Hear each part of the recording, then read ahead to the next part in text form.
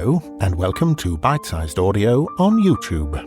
I'm Simon Stanhope, actor, audiobook narrator, and curator of this channel. On the channel you can hear my narrations, more than 100 to date, and more to come, of classic short stories, mostly from the Victorian and Edwardian eras, including vintage ghost stories, detective stories, and other classic tales of mystery and suspense. If you enjoy this content, please hit subscribe, like, share, leave a comment if you'd like to, and thank you for listening.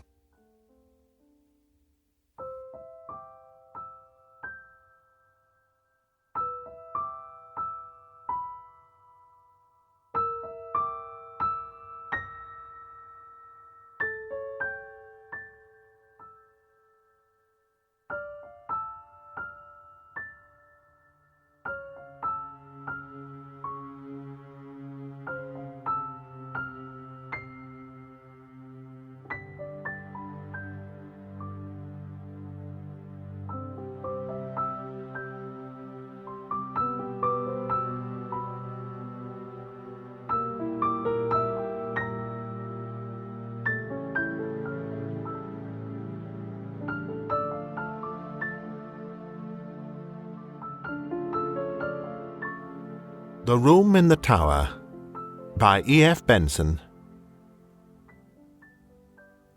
It is probable that everybody who is at all a constant dreamer has had at least one experience of an event or a sequence of circumstances which have come to his mind in sleep, being subsequently realized in the material world.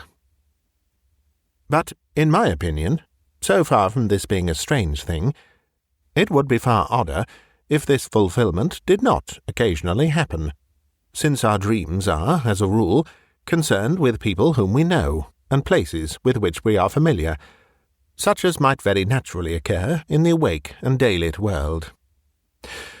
True, these dreams are often broken into by some absurd and fantastic incident, which puts them out of court in regard to their subsequent fulfillment. But, on the mere calculation of chances, it does not appear in the least unlikely that a dream, imagined by anyone who dreams constantly, should occasionally come true. Not long ago, for instance, I experienced such a fulfillment of a dream, which seems to me in no way remarkable, and to have no kind of psychical significance. The manner of it was as follows. A certain friend of mine, living abroad, is amiable enough to write to me about once in a fortnight. Thus, when 14 days or thereabouts have elapsed since I last heard from him, my mind, probably either consciously or subconsciously, is expectant of a letter from him. One night last week, I dreamed that as I was going upstairs to dress for dinner, I heard, as I often heard, the sound of the postman's knock on my front door, and diverted my direction downstairs instead. There, among other correspondence, was a letter from him. Thereafter the fantastic entered, for on opening it I found inside the ace of diamonds, and scribbled across it, in his well-known handwriting, "I am sending you this for safe custody, as you know it is running an unreasonable risk to keep aces in Italy." The next evening I was just preparing to go upstairs to dress when I heard the postman's knock, and did precisely as I had done in my dream. There, among other letters, was one from my friend. Only it did not contain the ace of diamonds. Had it done so, I should have attached more weight to the matter, which, as it stands, seems to me a perfectly ordinary coincidence. No doubt I consciously, or subconsciously, expected a letter from him, and this suggested to me my dream. Similarly, the fact that my friend had not written to me for a fortnight suggested to him that he should do so. But occasionally it is not so easy to find such an explanation, and for the following story I can find no explanation at all. It came out of the dark, and into the dark it has gone again. All my life I have been a habitual dreamer.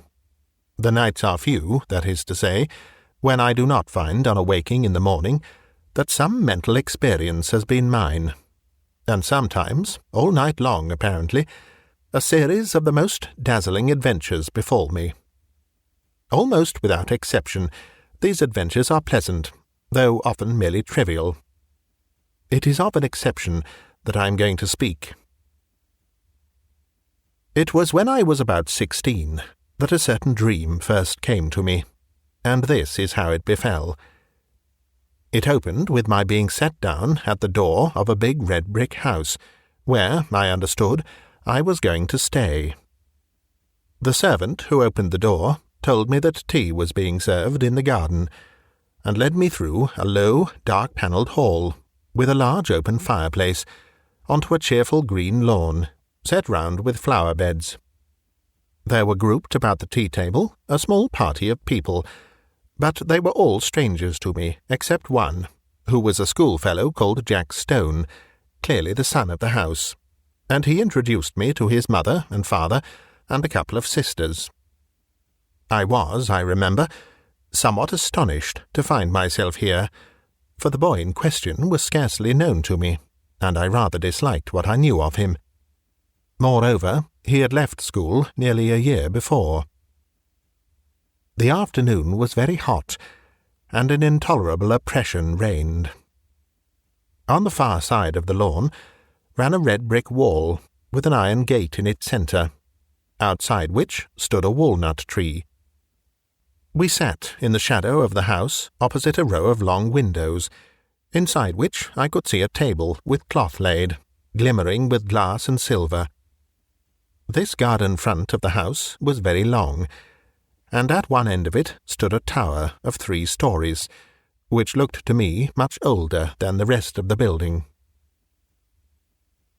Before long, Mrs. Stone, who, like the rest of the party, had sat in absolute silence, said to me, "Jack will show you your room. I have given you the room in the tower." Quite inexplicably, my heart sank at her words. I felt as if I had known that I should have the room in the tower, and that it contained something dreadful and significant. Jack instantly got up, and I understood that I had to follow him. In silence we passed through the hall, and mounted a great oak staircase with many corners, and arrived at a small landing with 2 doors set in it. He pushed one of these open for me to enter, and without coming in himself, closed it after me. Then I knew that my conjecture had been right. There was something awful in the room, and with the terror of nightmare growing swiftly and enveloping me, I awoke in a spasm of terror. Now, that dream, or variations on it, occurred to me intermittently for 15 years. Most often it came in exactly this form: the arrival, the tea laid out on the lawn, the deadly silence, succeeded by that one deadly sentence, the mounting with Jack Stone up to the room in the tower, where horror dwelt, and it always came to a close in the nightmare of terror at that which was in the room, though I never saw what it was. At other times I experienced variations on this same theme. Occasionally, for instance, we would be sitting at dinner in the dining-room, into the windows of which I had looked on the first night when the dream of this house visited me. But wherever we were, there was the same silence, the same sense of dreadful oppression and foreboding. And the silence, I knew, would always be broken by Mrs. Stone saying to me, "Jack will show you your room. I have given you the room in the tower." Upon which, this was invariable, I had to follow him up the oak staircase with many corners, and enter the place that I dreaded more and more each time that I visited it in sleep. Or, again, I would find myself playing cards, still in silence, in a drawing-room lit with immense chandeliers, that gave a blinding illumination. What the game was, I have no idea.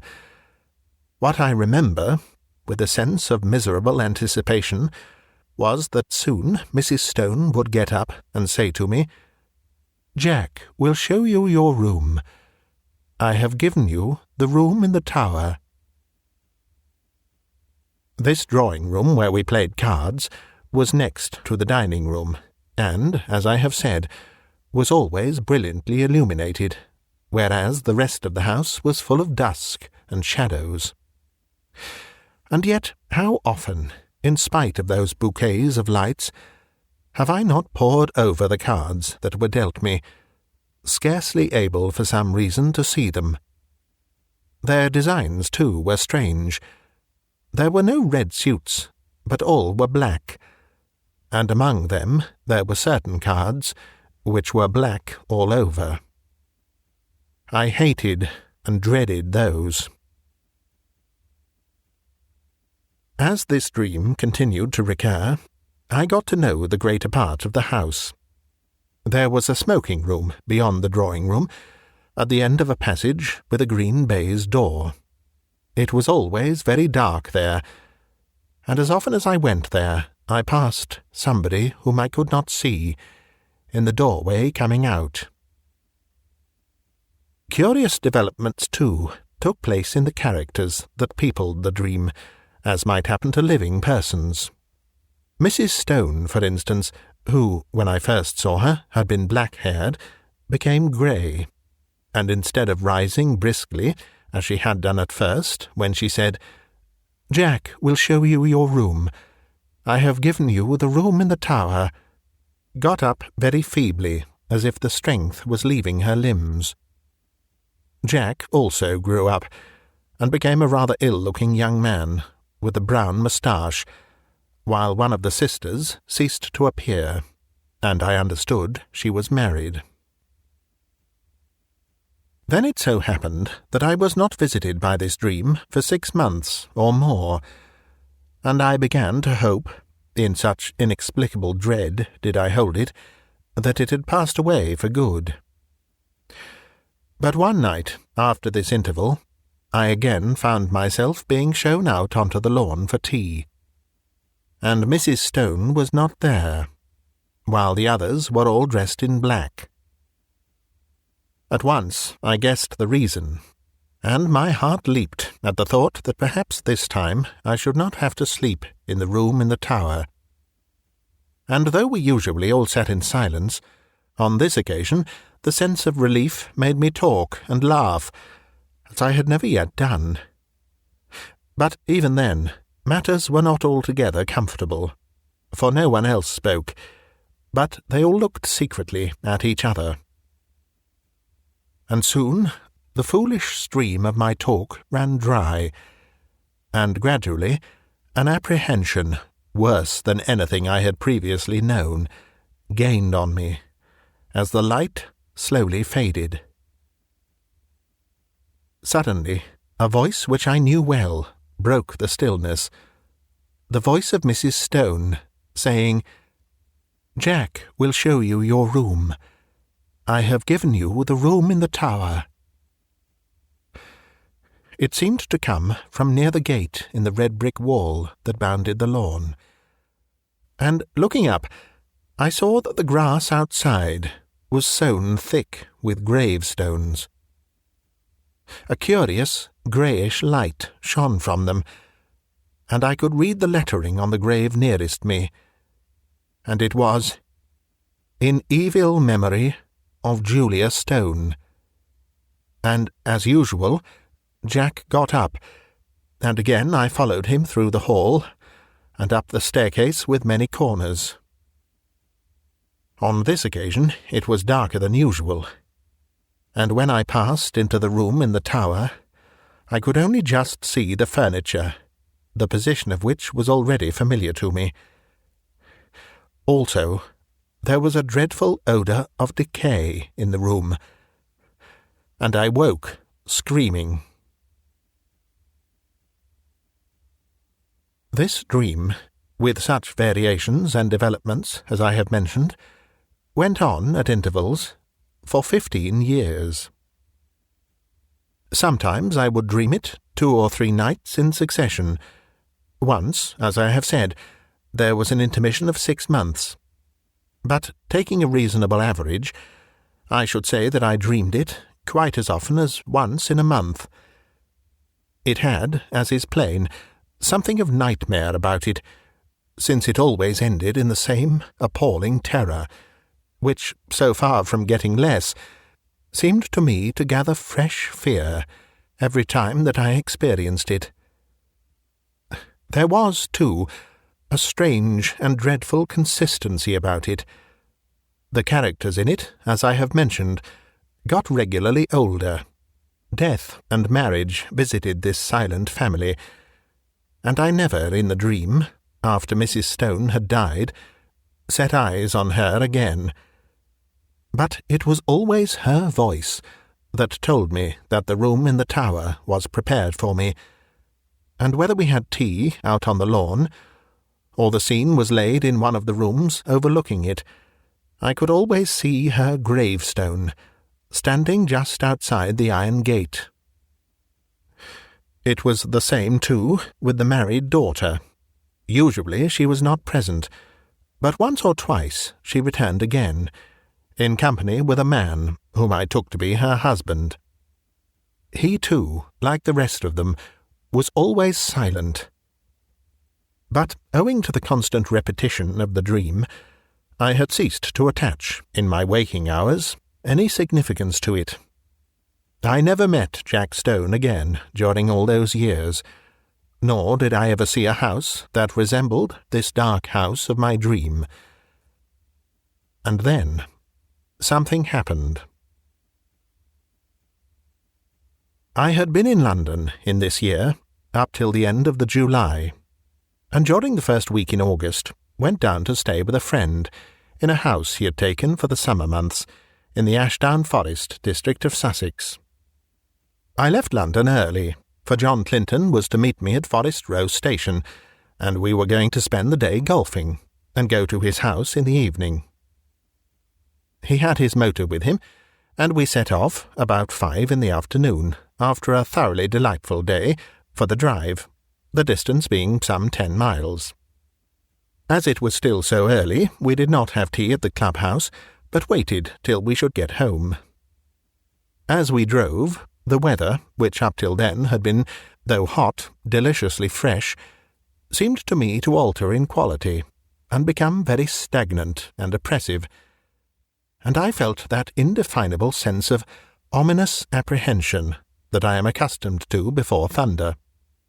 John, however, did not share my views, attributing my loss of lightness to the fact that I had lost both my matches.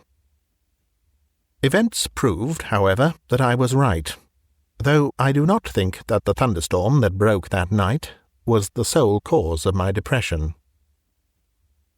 Our way lay through deep high-banked lanes, and before we had gone very far I fell asleep, and was only awakened by the stopping of the motor. And with a sudden thrill, partly of fear, but chiefly of curiosity, I found myself standing in the doorway of my house of dream. We went, I half wondering whether or not I was dreaming still, through a low, oak-panelled hall, and out onto the lawn, where tea was laid in the shadow of the house. It was set in flower beds, a red brick wall, with a gate in it, bounded one side, and out beyond that was a space of rough grass, and a walnut tree. The facade of the house was very long, and at one end stood a 3-storied tower, markedly older than the rest. Here, for the moment, all resemblance to the repeated dream ceased. There was no silent and somehow terrible family, but a large assembly of exceedingly cheerful persons, all of whom were known to me. And in spite of the horror with which the dream itself had always filled me, I felt nothing of it, now that the scene of it was thus reproduced before me. But I felt intensest curiosity as to what was going to happen. Tea pursued its cheerful course, and before long Mrs. Clinton got up. And at that moment, I think I knew what she was going to say. She spoke to me, and what she said was, "Jack will show you your room. I have given you the room in the tower." At that, for half a second, the horror of the dream took hold of me again. But it quickly passed, and again I felt nothing more than the most intense curiosity. It was not very long before it was amply satisfied. John turned to me. "Right up at the top of the house," he said. "But I think you'll be comfortable. We're absolutely full up. Would you like to go and see it now? By Jove, I believe that you are right, and that we are going to have a thunderstorm. How dark it has become." I got up and followed him. We passed through the hall, and up the perfectly familiar staircase. Then he opened the door, and I went in. And at that moment, sheer, unreasoning terror again possessed me. I did not know what I feared. I simply feared. Then, like a sudden recollection, when one remembers a name which has long escaped the memory, I knew what I feared.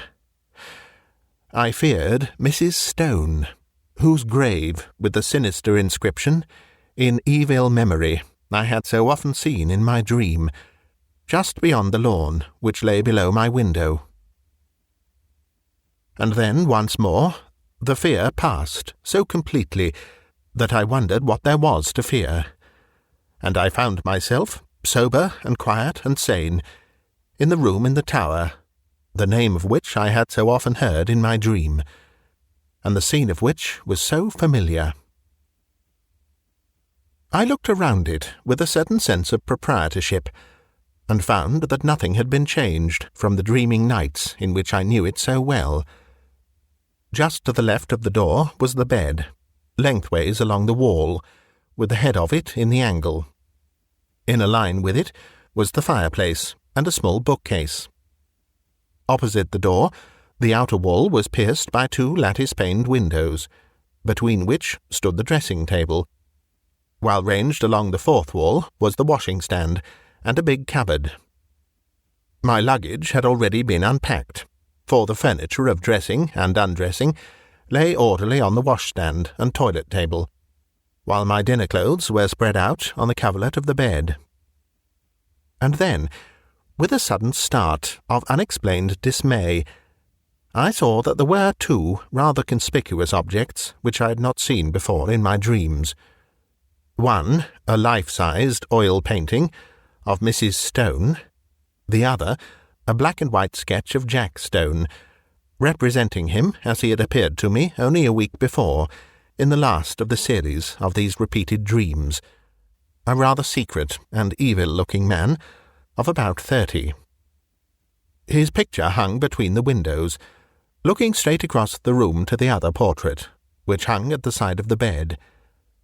At that I looked next, and as I looked, I felt once more the horror of nightmare seize me. It represented Mrs. Stone as I had seen her last in my dreams, old and withered and white-haired. But in spite of the evident feebleness of body, a dreadful exuberance and vitality shone through the envelope of flesh, an exuberance wholly malign, a vitality that foamed and frothed with unimaginable evil. Evil beamed from the narrow, leering eyes. It laughed in the demon-like mouth. The whole face was instinct with some secret and appalling mirth. The hands, clasped together on the knee, seemed shaking with suppressed and nameless glee.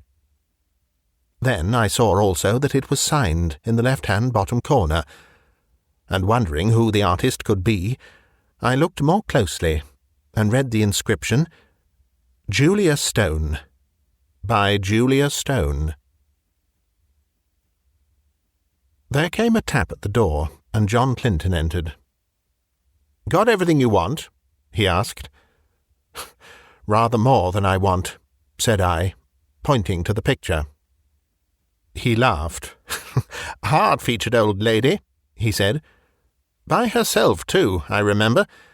Anyhow, she can't have flattered herself much." "But don't you see?" said I.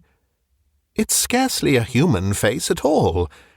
It's the face of some witch, of some devil." He looked at it more closely. "Yes, it isn't very pleasant," he said. "Scarcely a bedside manner, eh? Yes, I can imagine getting the nightmare if I went to sleep with that close by my bed.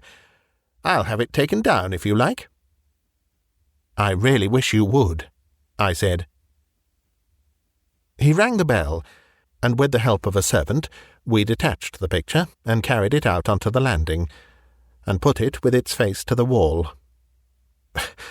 "By Jove, the old lady is a weight," said John, mopping his forehead. "I wonder if she had something on her mind." The extraordinary weight of the picture had struck me too. I was about to reply when I caught sight of my own hand. There was blood on it, in considerable quantities, covering the whole palm. "I've cut myself somehow," said I. John gave a little startled exclamation. "Why, I have too," he said. Simultaneously, the footman took out his handkerchief and wiped his hand with it. I saw that there was blood also on his handkerchief.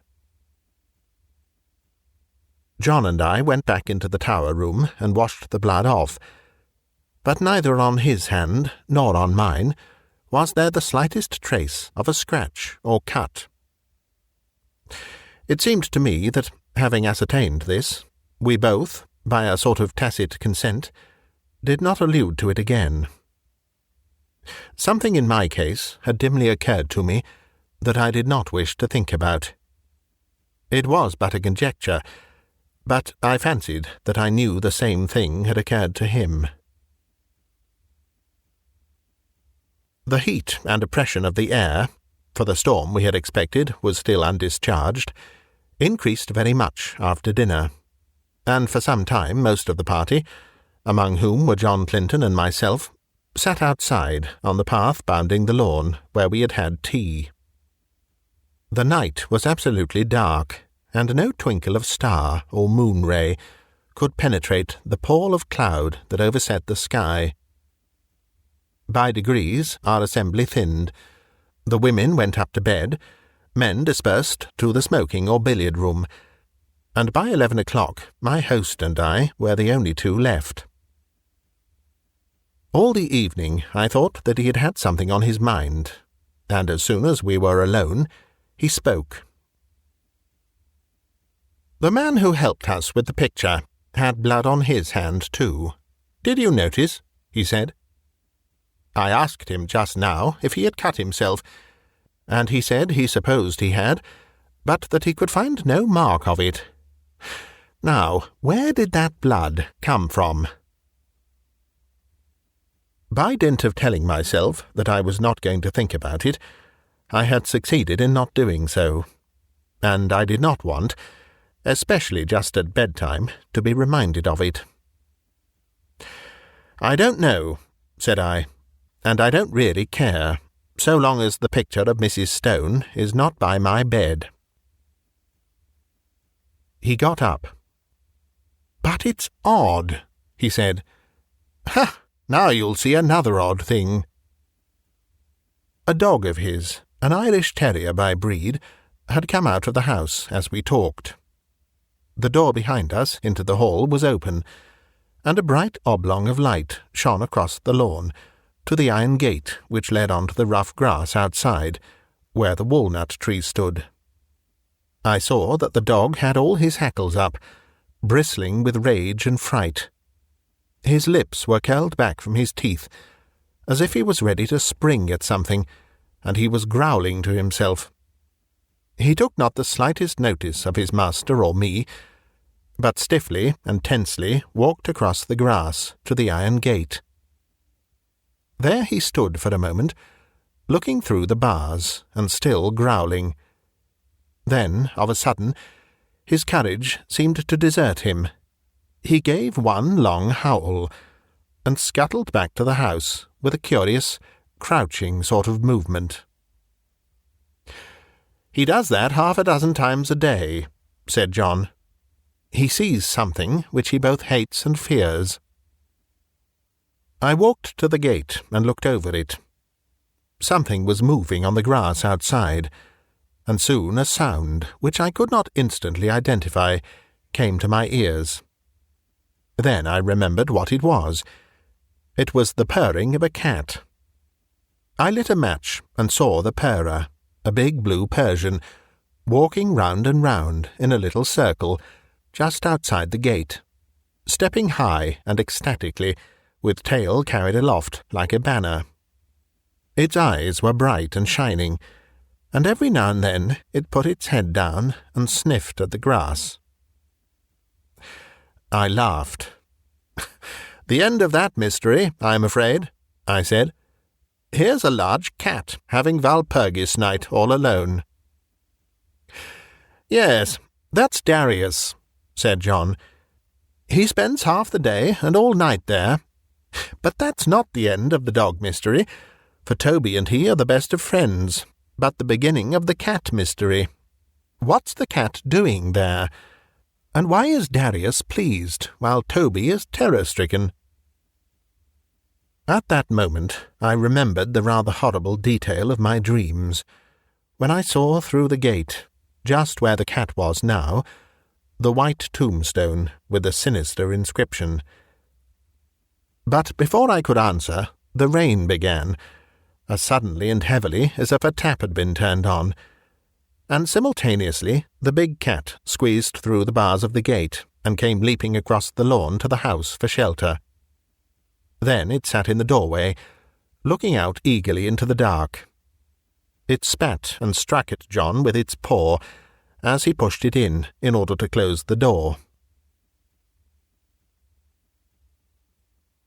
Somehow, with the portrait of Julia Stone in the passage outside, the room in the tower had absolutely no alarm for me, and as I went to bed, feeling very sleepy and heavy, I had nothing more than interest for the curious incident about our bleeding hands and the conduct of the cat and dog. The last thing I looked at before I put out my light was the square, empty space by my bed where the portrait had been. Here the paper was of its original full tint of dark red. Over the rest of the walls it had faded. Then I blew out my candle and instantly fell asleep. My awaking was equally instantaneous, and I sat bolt upright in bed, under the impression that some bright light had been flashed in my face, though it was now absolutely pitch dark. I knew exactly where I was, in the room which I had dreaded in dreams, but no horror that I ever felt when asleep approached the fear that now invaded and froze my brain. Immediately after, a peal of thunder crackled just above the house, but the probability that it was only a flash of lightning which awoke me gave no reassurance to my galloping heart. Something, I knew, was in the room with me, and instinctively I put out my right hand, which was nearest the wall, to keep it away, and my hand touched the edge of a picture frame, hanging close to me. I sprang out of bed, upsetting the small table that stood by it, and I heard my watch, candle, and matches clatter onto the floor. But for the moment there was no need of light, for a blinding flash leaped out of the clouds, and showed me that by my bed again hung the picture of Mrs. Stone. And instantly the room went into blackness again. But in that flash I saw another thing also, namely a figure that leaned over the end of my bed, watching me. It was dressed in some close-clinging white garment, spotted and stained with mould. and the face was that of the portrait. Overhead the thunder cracked and roared, and when it ceased, and the deathly stillness succeeded, I heard the rustle of movement coming nearer me, and, more horrible yet, perceived an odour of corruption and decay. And then a hand was laid on the side of my neck, and close beside my ear I heard quick-taken, eager breathing. Yet I knew that this thing, though it could be perceived by touch, by smell, by eye and by ear, was still not of this earth, but something that had passed out of the body and had power to make itself manifest. Then a voice, already familiar to me, spoke. "I knew you would come to the room in the tower," it said. "I have been long waiting for you. At last you have come. Tonight I shall feast. Before long we will feast together." And the quick breathing came closer to me. I could feel it on my neck. At that, the terror, which I think had paralyzed me for the moment, gave way to the wild instinct of self-preservation. I hit wildly with both arms, kicking out at the same moment, and heard a little animal squeal, and something soft dropped with a thud beside me.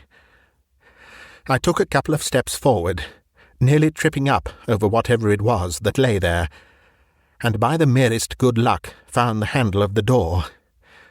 In another second I ran out on the landing, and had banged the door behind me. Almost at the same moment I heard a door open somewhere below, and John Clinton, candle in hand, came running upstairs. "What is it?" he said. "I sleep just below you, and heard a noise as if— Good heavens! There's blood on your shoulder." I stood there, so he told me afterwards, swaying from side to side, white as a sheet, with the mark on my shoulder, as if a hand covered with blood had been laid there. "It's in there," I said, pointing. "She, you know.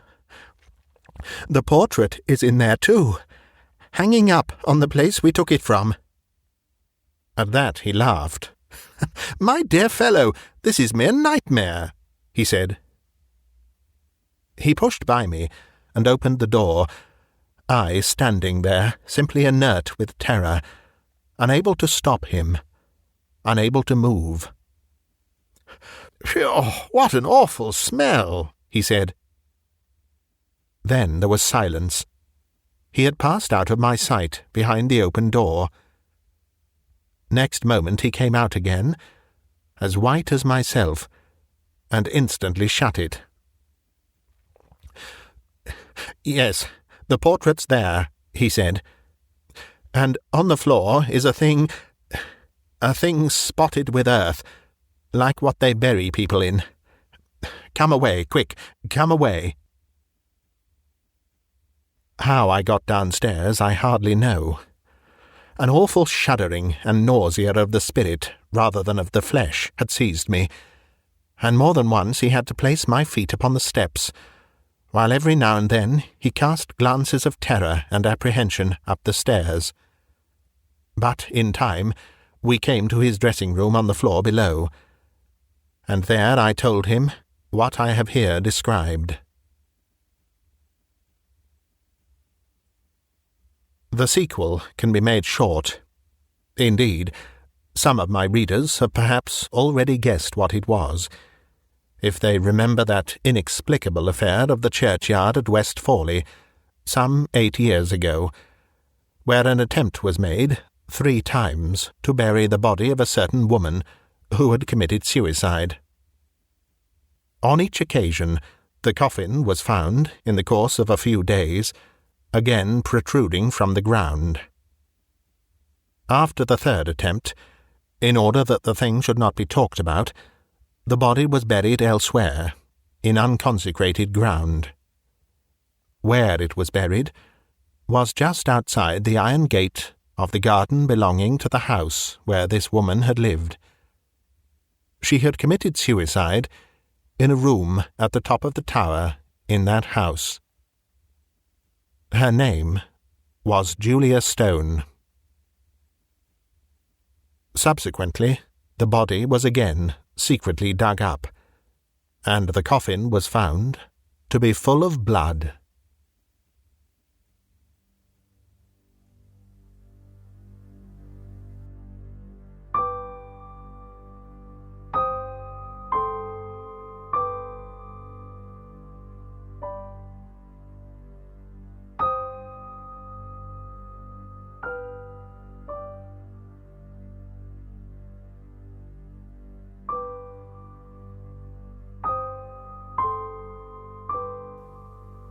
In the Confessional, by Amelia B. Edwards. The things of which I write befell, let me see, some 15 or 18 years ago. I was not young then. I am not old now. Perhaps I was about 32, but I do not know my age very exactly, and I cannot be certain to a year or two, one way or the other. My manner of life at that time was desultory and unsettled. I had a sorrow, no matter of what kind, and I took to rambling about Europe, not certainly in the hope of forgetting it, for I had no wish to forget, but because of the restlessness that made one place after another triste and intolerable to me. It was change of place, however, and not excitement that I sought.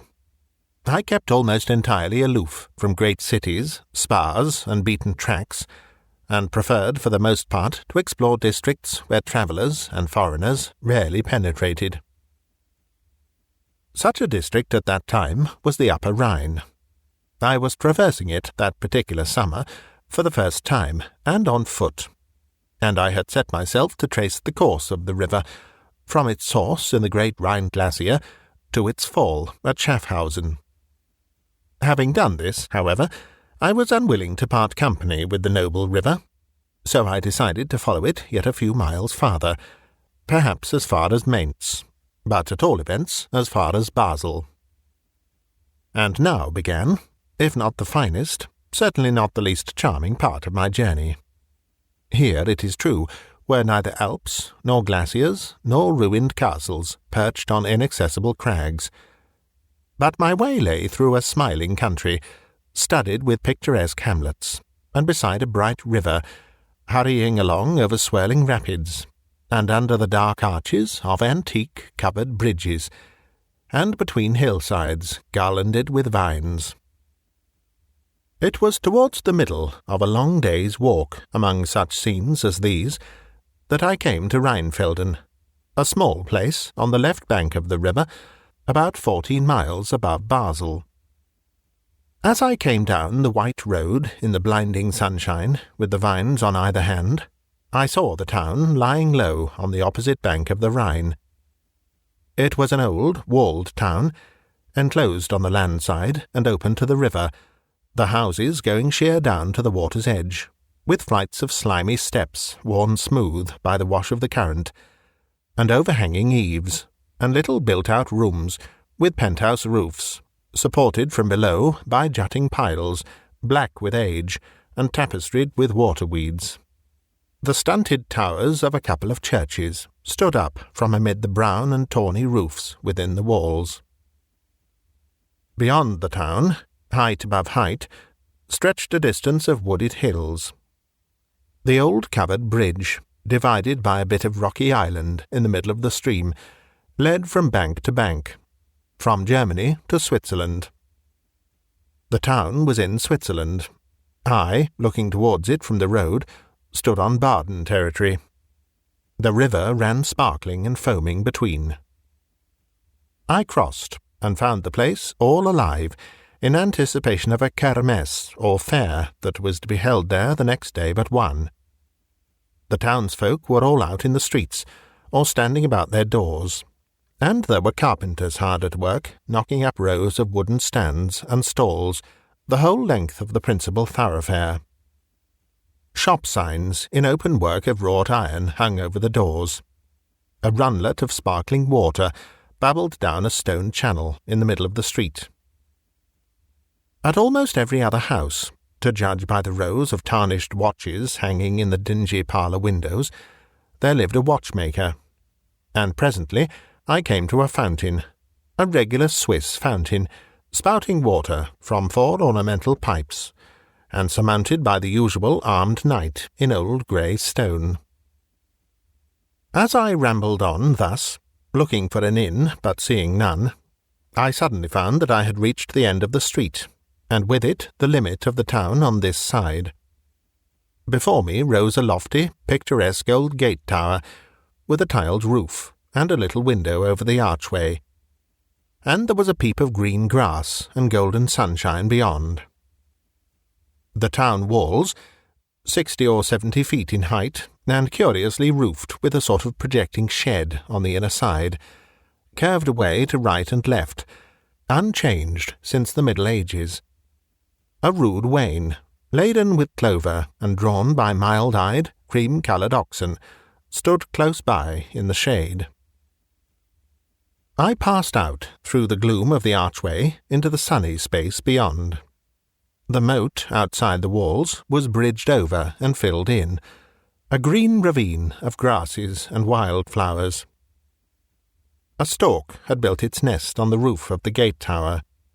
The cicalas shrilled in the grass. The shadows lay sleeping under the trees, and a family of cocks and hens went plodding inquisitively to and fro among the cabbages in the adjacent field. Just beyond the moat, with only this field between, stood a little solitary church, a church with a wooden porch, and a quaint, bright red steeple, and a churchyard like a rose garden, full of colour and perfume, and scattered over with iron crosses wreathed with immortelles. The churchyard gate and the church door stood open. I went in. All was clean and simple, and very poor. The walls were whitewashed, the floor was laid with red bricks, the roof raftered. A tiny confessional, like a sentry-box, stood in one corner.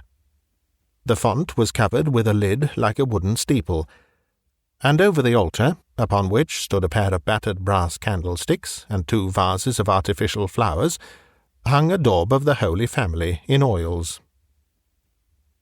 All here was so cool, so quiet, that I sat down for a few moments and rested. Presently an old peasant woman trudged up the church path, with a basket of vegetables on her head. Having set this down in the porch, she came in, knelt before the altar, said her simple prayers, and went her way. Was it not time for me also to go my way? I looked at my watch.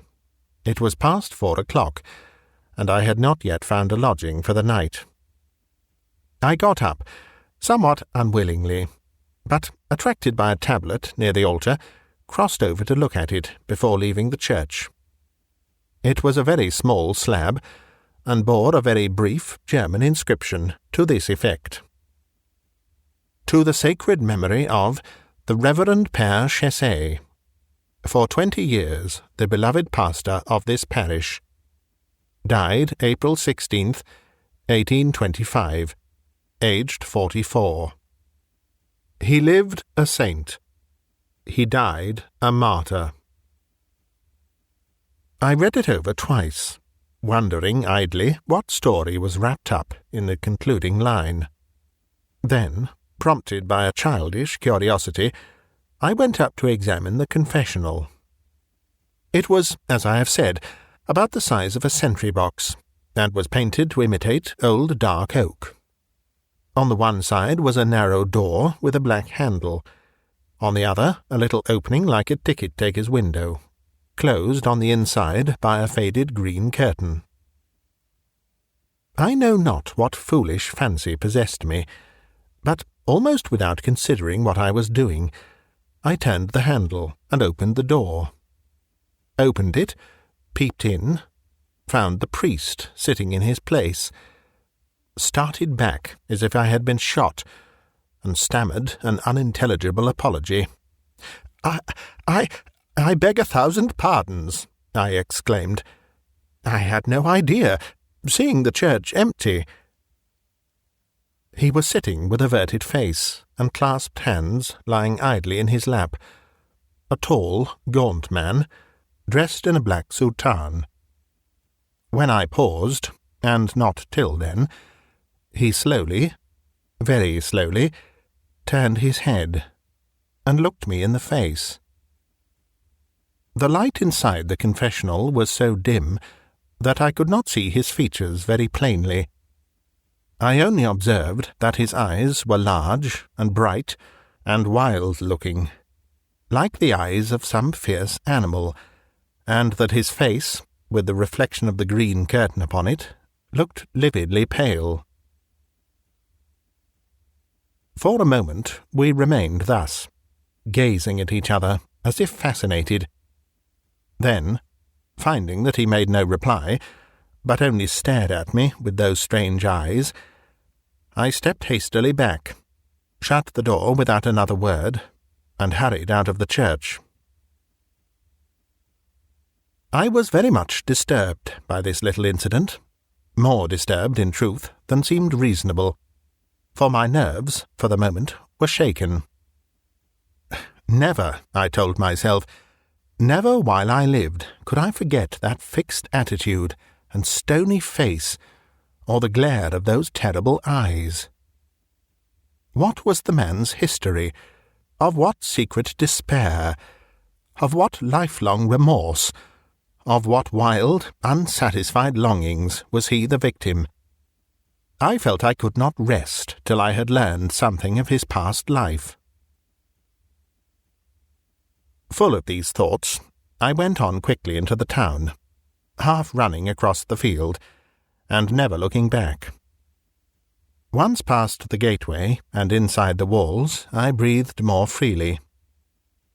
The wain was still standing in the shade, but the oxen were gone now, and 2 men were busy forking out the clover into a little yard close by. Having inquired of one of these regarding an inn, and being directed to the Krone, over against the Frauenkirche, I made my way to the upper part of the town, and there, at one corner of a forlorn, weed-grown market-place, I found my hostelry. The landlord, a sedate, bald man in spectacles, who, as I presently discovered, was not only an innkeeper but a clockmaker, came out from an inner room to receive me. His wife, a plump, pleasant body, took my orders for dinner. His pretty daughter showed me to my room. It was a large, low, whitewashed room, with 2 lattice windows overlooking the market-place, 2 little beds, covered with puffy red eiderdowns at the farther end, and an army of clocks and ornamental timepieces arranged along every shelf, table, and chest of drawers in the room. Being left here to my meditations, I sat down and counted these companions of my solitude. Taking little and big together, Dutch clocks, cuckoo clocks, chalet clocks, skeleton clocks, and pendule in ormolu, bronze, marble, ebony, and alabaster cases, there were exactly 32. 28 were going merrily. As no 2 among them were of the same opinion as regarded the time, and as several struck the quarters as well as the hours, the consequence was that one or other gave tongue about every 5 minutes. Now, for a light and nervous sleeper, such as I was at that time, here was a lively prospect for the night. Going downstairs presently, with the hope of getting my landlady to assign me a quieter room, I passed 2 8-day clocks on the landing, and a third at the foot of the stairs. The public room was equally well stocked. It literally bristled with clocks, one of which played a spasmodic version of gentle Zitella, with variations, every quarter of an hour, Here I found a little table prepared by the open window, and a dish of trout and a flask of country wine awaiting me. The pretty daughter waited upon me. Her mother bustled to and fro with the dishes. The landlord stood by and beamed upon me through his spectacles. "The trout were caught this morning, about 2 miles from here," he said complacently. "They are excellent," I replied, filling him out a glass of wine and helping myself to another. "Your health, Herr Werth." "Thanks, mein Herr. Yours." Just at this moment 2 clocks struck at opposite ends of the room, one 12 and the other 7. I ventured to suggest that mine host was tolerably well reminded of the flight of time, whereupon he explained that his work lay chiefly in the repairing and regulating line, and that at that present moment he had no less than 118 clocks of various sorts and sizes on the premises. "Perhaps the Herr Englander is a light sleeper," said his quick-witted wife, detecting my dismay. "If so, we can get him a bedroom elsewhere. Not perhaps in the town, for I know no place where he would be as comfortable as with ourselves, but just outside the Friedrichstor, not 5 minutes' walk from our door." I accepted the offer gratefully. "So long," I said, "as I ensure cleanliness and quiet, I do not care how homely my lodgings may be." "Ah, you'll have both, mein Herr, if you go where my wife is thinking of," said the landlord. "It is at the house of our pastor, the Père Chesset." "The Père Chesset?" I exclaimed. "What, the pastor of the little church out yonder?" "The same, mein Herr." But surely the Père Chesset is dead. I saw a tablet to his memory in the chancel." "Nay, that was our pastor's elder brother," replied the landlord, looking grave. "He has been gone these 30 years and more. His was a tragical ending." But I was thinking too much of the younger brother just then to feel any curiosity about the elder, and I told myself that I would put up with the companionship of any number of clocks rather than sleep under the same roof with that terrible face and those unearthly eyes. "I saw your pastor just now in the church," I said, with apparent indifference. "He is a singular-looking man." "He is too good for this world," said the landlady. "He is a saint upon earth," added the pretty Fräulein. "He is one of the best of men," said, more soberly, the husband and father. "I only wish he was less of a saint. He fasts and prays and works beyond his strength. A little more beef and a little less devotion would be all the better for him." "I should like to hear something more about the life of so good a man," said I, having by this time come to the end of my simple dinner. "Come, Herr Werth, let us have a bottle of your best, and then sit down and tell me your pastor's history." The landlord sent his daughter for a bottle of the green seal, and taking a chair, said, "Ach, Himmel, mein Herr, there is no history to tell. The good father has lived here all his life. He is one of us. His father, Johann Chesset, was a native of Rheinfelden, and kept this very inn. He was a wealthy farmer and wine-grower. He had only those 2 sons, Nicholas, who took to the church and became pastor of Feldkirche, and this one, Matthias, who was intended to inherit the business, but who also entered religion after the death of his elder brother, and is now pastor of the same parish." "But why did he enter religion?" I asked. "Was he in any way to blame for the accident, if it was an accident, that caused the death of his elder brother?" "Ah, heavens, no!" exclaimed the landlady, leaning on the back of her husband's chair. "It was the shock that told so terribly upon his poor nerves. He was but a lad at that time, and as sensitive as a girl. But the Herr Englander does not know the story. Go on, my husband." So the landlord, after a sip of the green seal, continued. "At the time my wife alludes to, Mynheer, Johann Chessay was still living. Nicholas, the elder son, was in holy orders and established in the parish of Feldkirche, outside the walls, and Matthias, the younger, was a lad of about 14 years old, and lived with his father. He was an amiable, good boy, pious and thoughtful, fonder of his books than of the business. The neighbour folk used to say, even then, that Matthias was cut out for a priest, like his elder brother. As for Nicholas, he was neither more nor less than a saint. Well, Mynheer, at this time there lived on the other side of Rheinfelden, about a mile beyond the Basel Tor, a farmer named Caspar Rufenacht and his wife Margaret. Now, Caspar Rufenacht was a jealous, quarrelsome fellow, and the Frau Margaret was pretty, and he led her a devil of a life. It was said that he used to beat her when he had been drinking, and that sometimes, when he went to fair or market, he would lock her up for the whole day in a room at the top of the house. Well, this poor, ill-used Frau Margaret— "Tut, tut, my man," interrupted the landlady. "The Frau Margaret was a light one." "Peace, wife. Shall we speak hard words of the dead? The Frau Margaret was young and pretty and a flirt, and she had a bad husband who left her too much alone."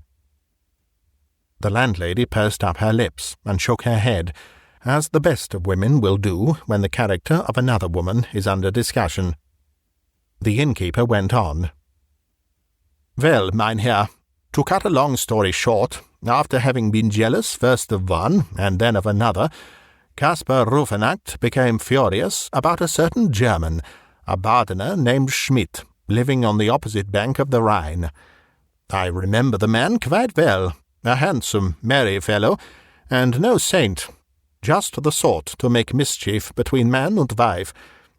Well, Caspar Rufenacht swore a great oath that, cost what it might, he would come at the truth about his wife and Schmidt. So he laid all manner of plots to surprise them. Waylaid the Frau Margaret in her walks, followed her at a distance when she went to church, came home at unexpected hours, and played the spy as if he had been brought up to the trade. But his spying was all in vain. Either the Frau Margaret was too clever for him, or there was really nothing to discover. But still he was not satisfied. So he cast about for some way to attain his end, and, by the help of the evil one, he found it."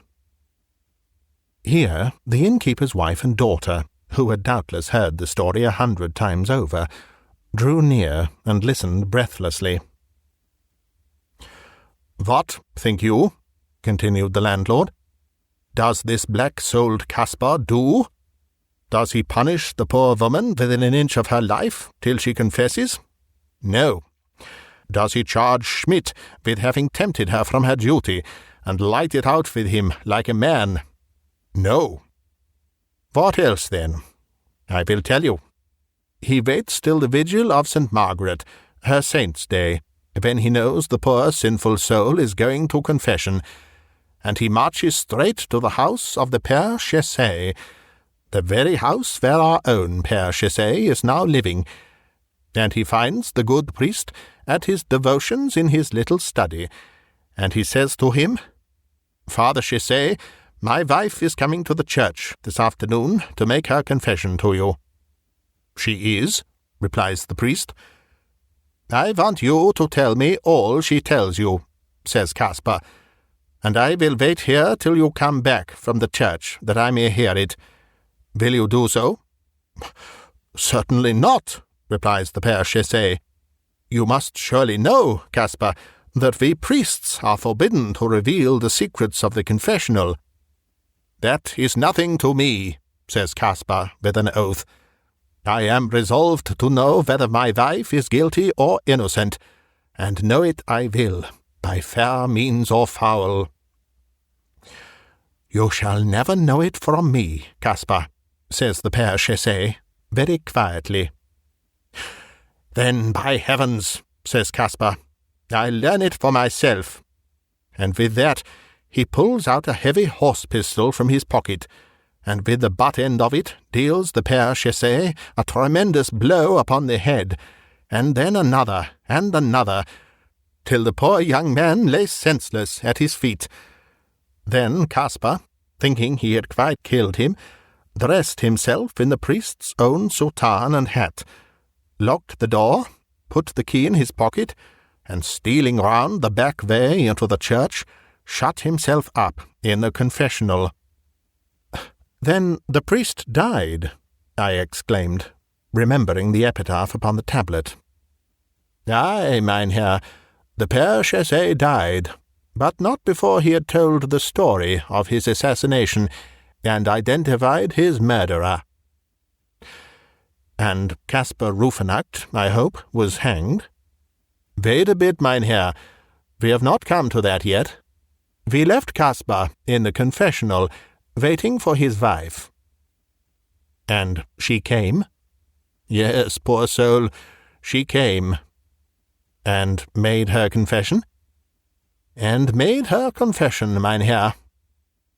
What did she confess? The innkeeper shook his head.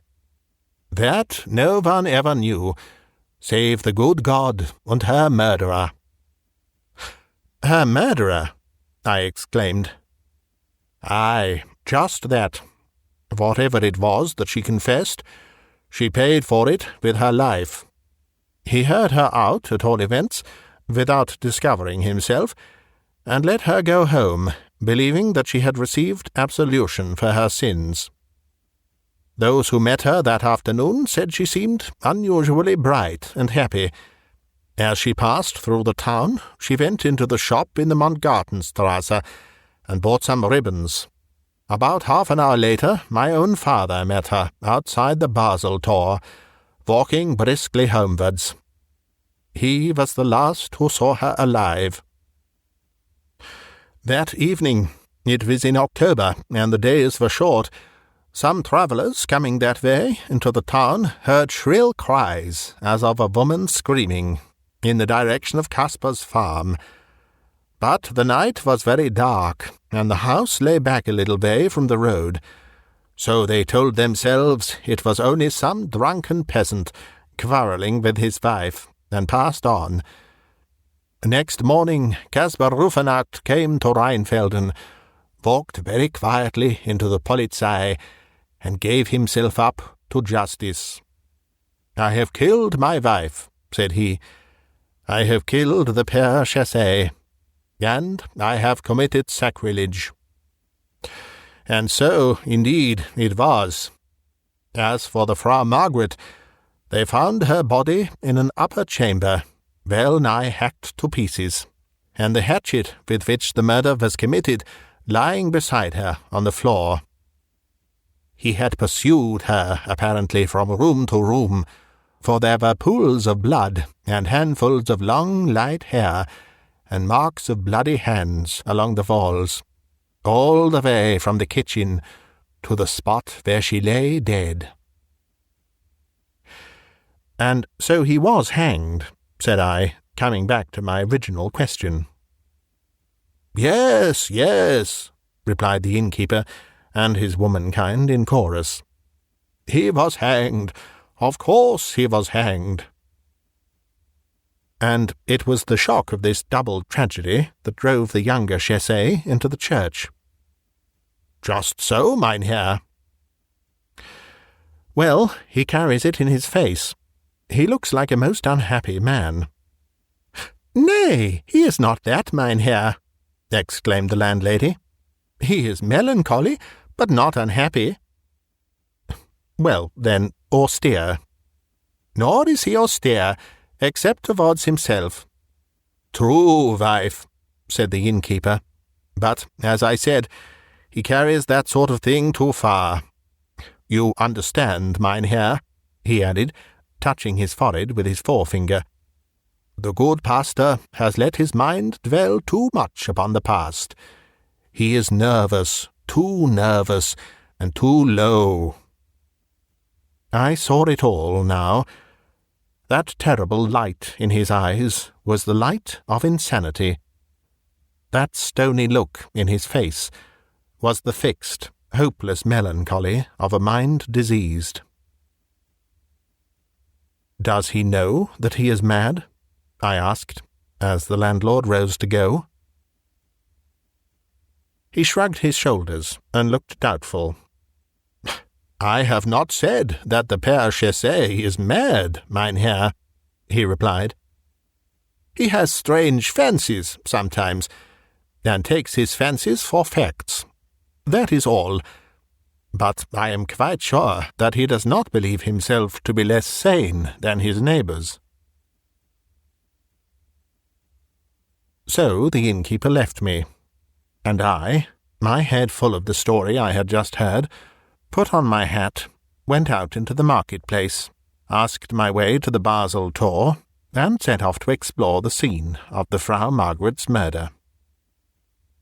I found it without difficulty, a long, low-fronted, beetle-browed farmhouse, lying back a meadow's length from the road. There were children playing upon the threshold, a flock of turkeys gobbling about the barn door, and a big dog sleeping outside his kennel close by. The chimneys, too, were smoking merrily. Seeing these signs of life and cheerfulness, I abandoned all idea of asking to go over the house. I felt that I had no right to carry my morbid curiosity into this peaceful home. So I turned away, and retraced my steps towards Rheinfelden. It was not yet 7, and the sun had still an hour's course to run. I re-entered the town, strolled back through the street, and presently came again to the Friedrichstor and the path leading to the church. An irresistible impulse seemed to drag me back to the place. Shudderingly, and with a sort of dread that was half longing, I pushed open the churchyard gate and went in. The doors were closed. A goat was browsing among the graves, and the rushing of the Rhine, some 300 yards away, was distinctly audible in the silence. I looked round for the priest's house, the scene of the first murder. But from this side, at all events, no house was visible. Going round, however, to the back of the church, I saw a gate, a box-bordered path, and, peeping through some trees, a chimney and the roof of a little brown-tiled house. This, then, was the path along which Caspar Rufenacht, with the priest's blood upon his hands, and the priest's gown upon his shoulders, had taken his guilty way to the confessional. How quiet it all looked in the golden evening light! How like the church path of an English parsonage! I wished I could have seen something more of the house than that bit of roof and that one chimney. There must, I told myself, be some other entrance, some way round by the road. Musing and lingering thus, I was startled by a quiet voice close against my shoulder, saying, "A pleasant evening, Mynheer." I turned, and found the priest at my elbow. He had come noiselessly across the grass, and was standing between me and the sunset, like a shadow. I beg your pardon," I stammered, moving away from the gate. "I was looking—" I stopped in some surprise, and indeed with some sense of relief, for it was not the same priest that I had seen in the morning. No two, indeed, could well be more unlike, for this man was small, white-haired, gentle-looking, with a soft, sad smile, inexpressibly sweet and winning.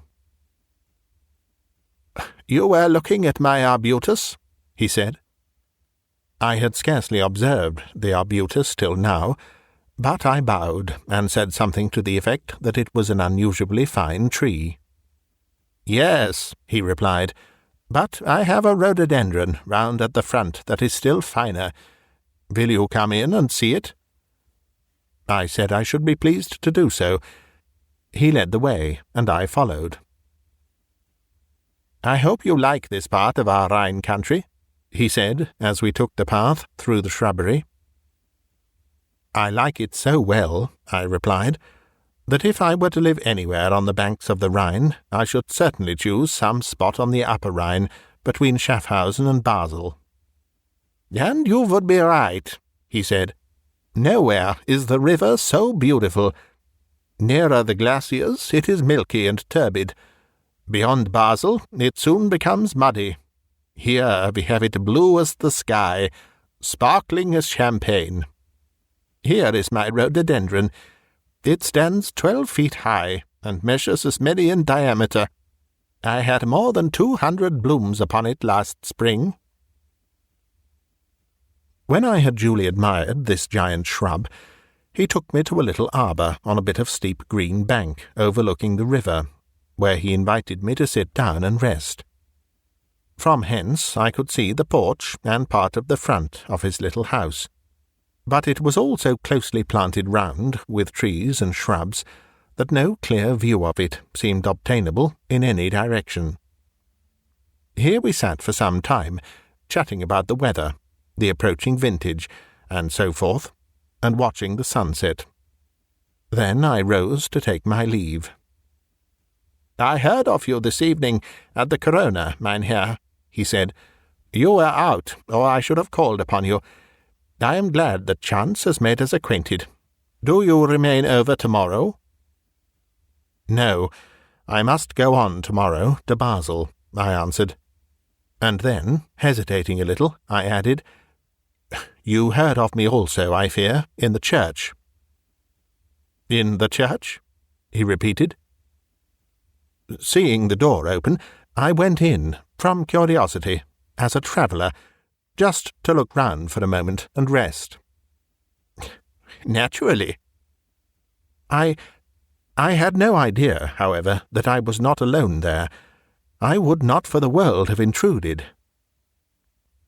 "I do not understand," he said, seeing me hesitate. "The church stands open all day long. It is free to everyone."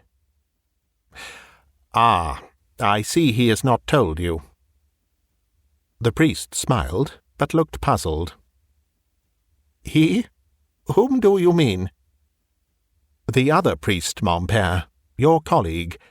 I regret to have broken in upon his meditations, but I had been so long in the church, and it was all so still and quiet, that it never occurred to me that there might be someone in the confessional." The priest looked at me in a strange, startled way. "In the confessional?" he repeated, with a catching of his breath. You saw someone in the confessional?" I am ashamed to say that, having thoughtlessly opened the door— "You saw— what did you see?" "A priest, mon père." "A priest? Can you describe him?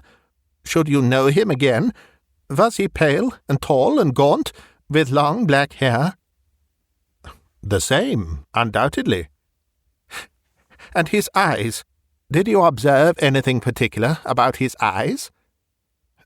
"Yes, they were large, wild-looking, dark eyes, with a look in them, a look I cannot describe." "A look of terror!" cried the pastor, now greatly agitated. "A look of terror, of remorse, of despair."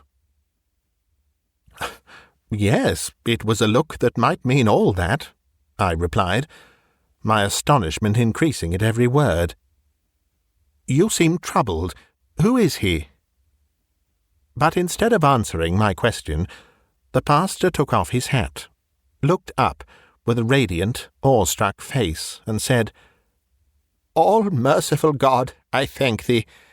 I thank thee that I am not mad, and that thou hast sent this stranger to be my assurance and my comfort." Having said these words, he bowed his head, and his lips moved in silent prayer. When he looked up again, his eyes were full of tears. "My son," he said, laying his trembling hand upon my arm, I owe you an explanation, but I cannot give it to you now. It must wait till I can speak more calmly, till tomorrow, when I must see you again. It involves a terrible story, a story peculiarly painful to myself. Enough now if I tell you that I have seen the thing you describe, seen it many times, and yet, because it has been visible to my eyes alone, I have doubted the evidence of my senses. The good people here believe that much sorrow and meditation have touched my brain.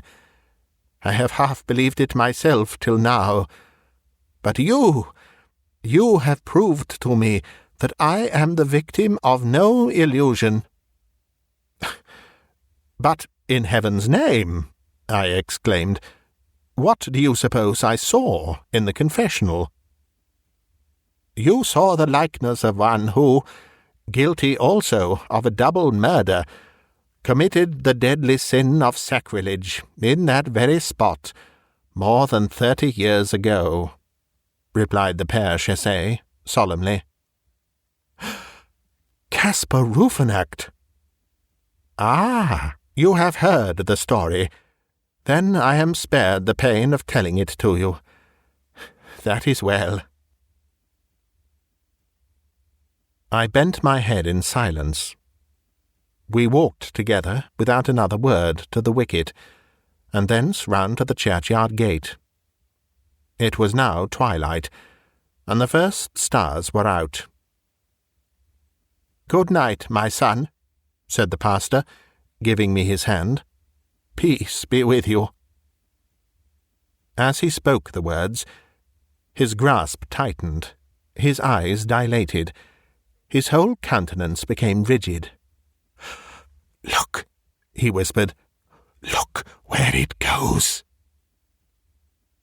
I followed the direction of his eyes, and there, with a freezing horror which I have no words to describe, I distinctly saw, through the deepening gloom, a tall, dark figure, in a priest's soutane and broad-brimmed hat, moving slowly across the path leading from the parsonage to the church.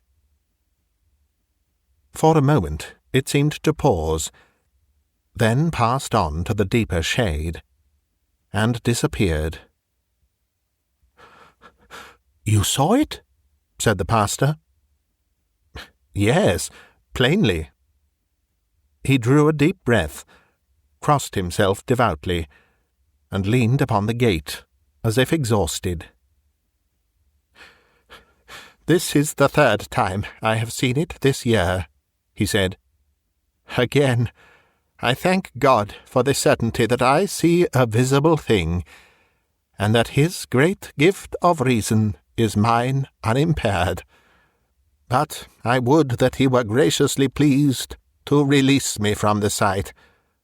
The horror of it is sometimes more than I know how to bear. Good night." With this he again touched my hand, and so, seeing that he wished to be alone, I silently left him. At the Friedrichstor I turned and looked back. He was still standing by the churchyard gate, just visible through the gloom of the fast-deepening twilight.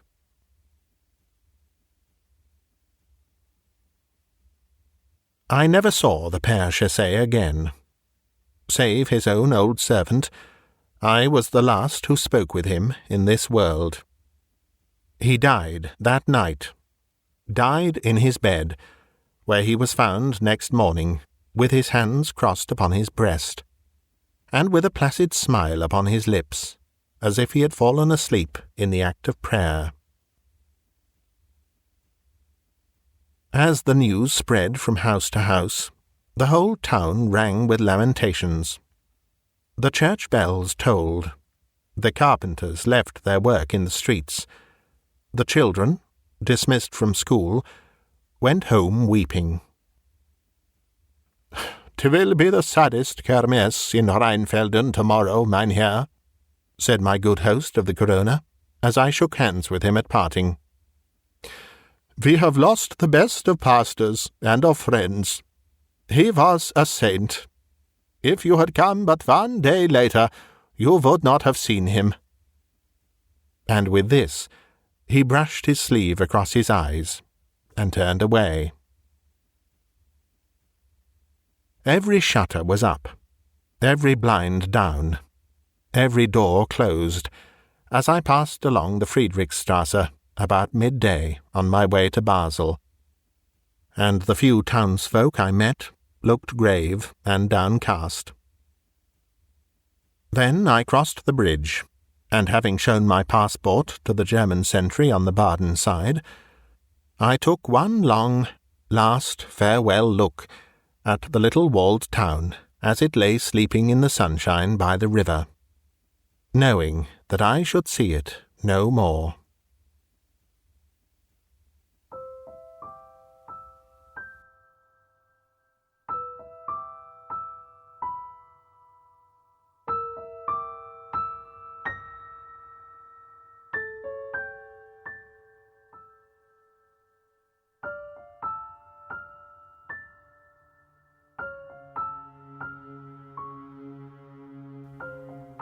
Count Magnus by M.R. James.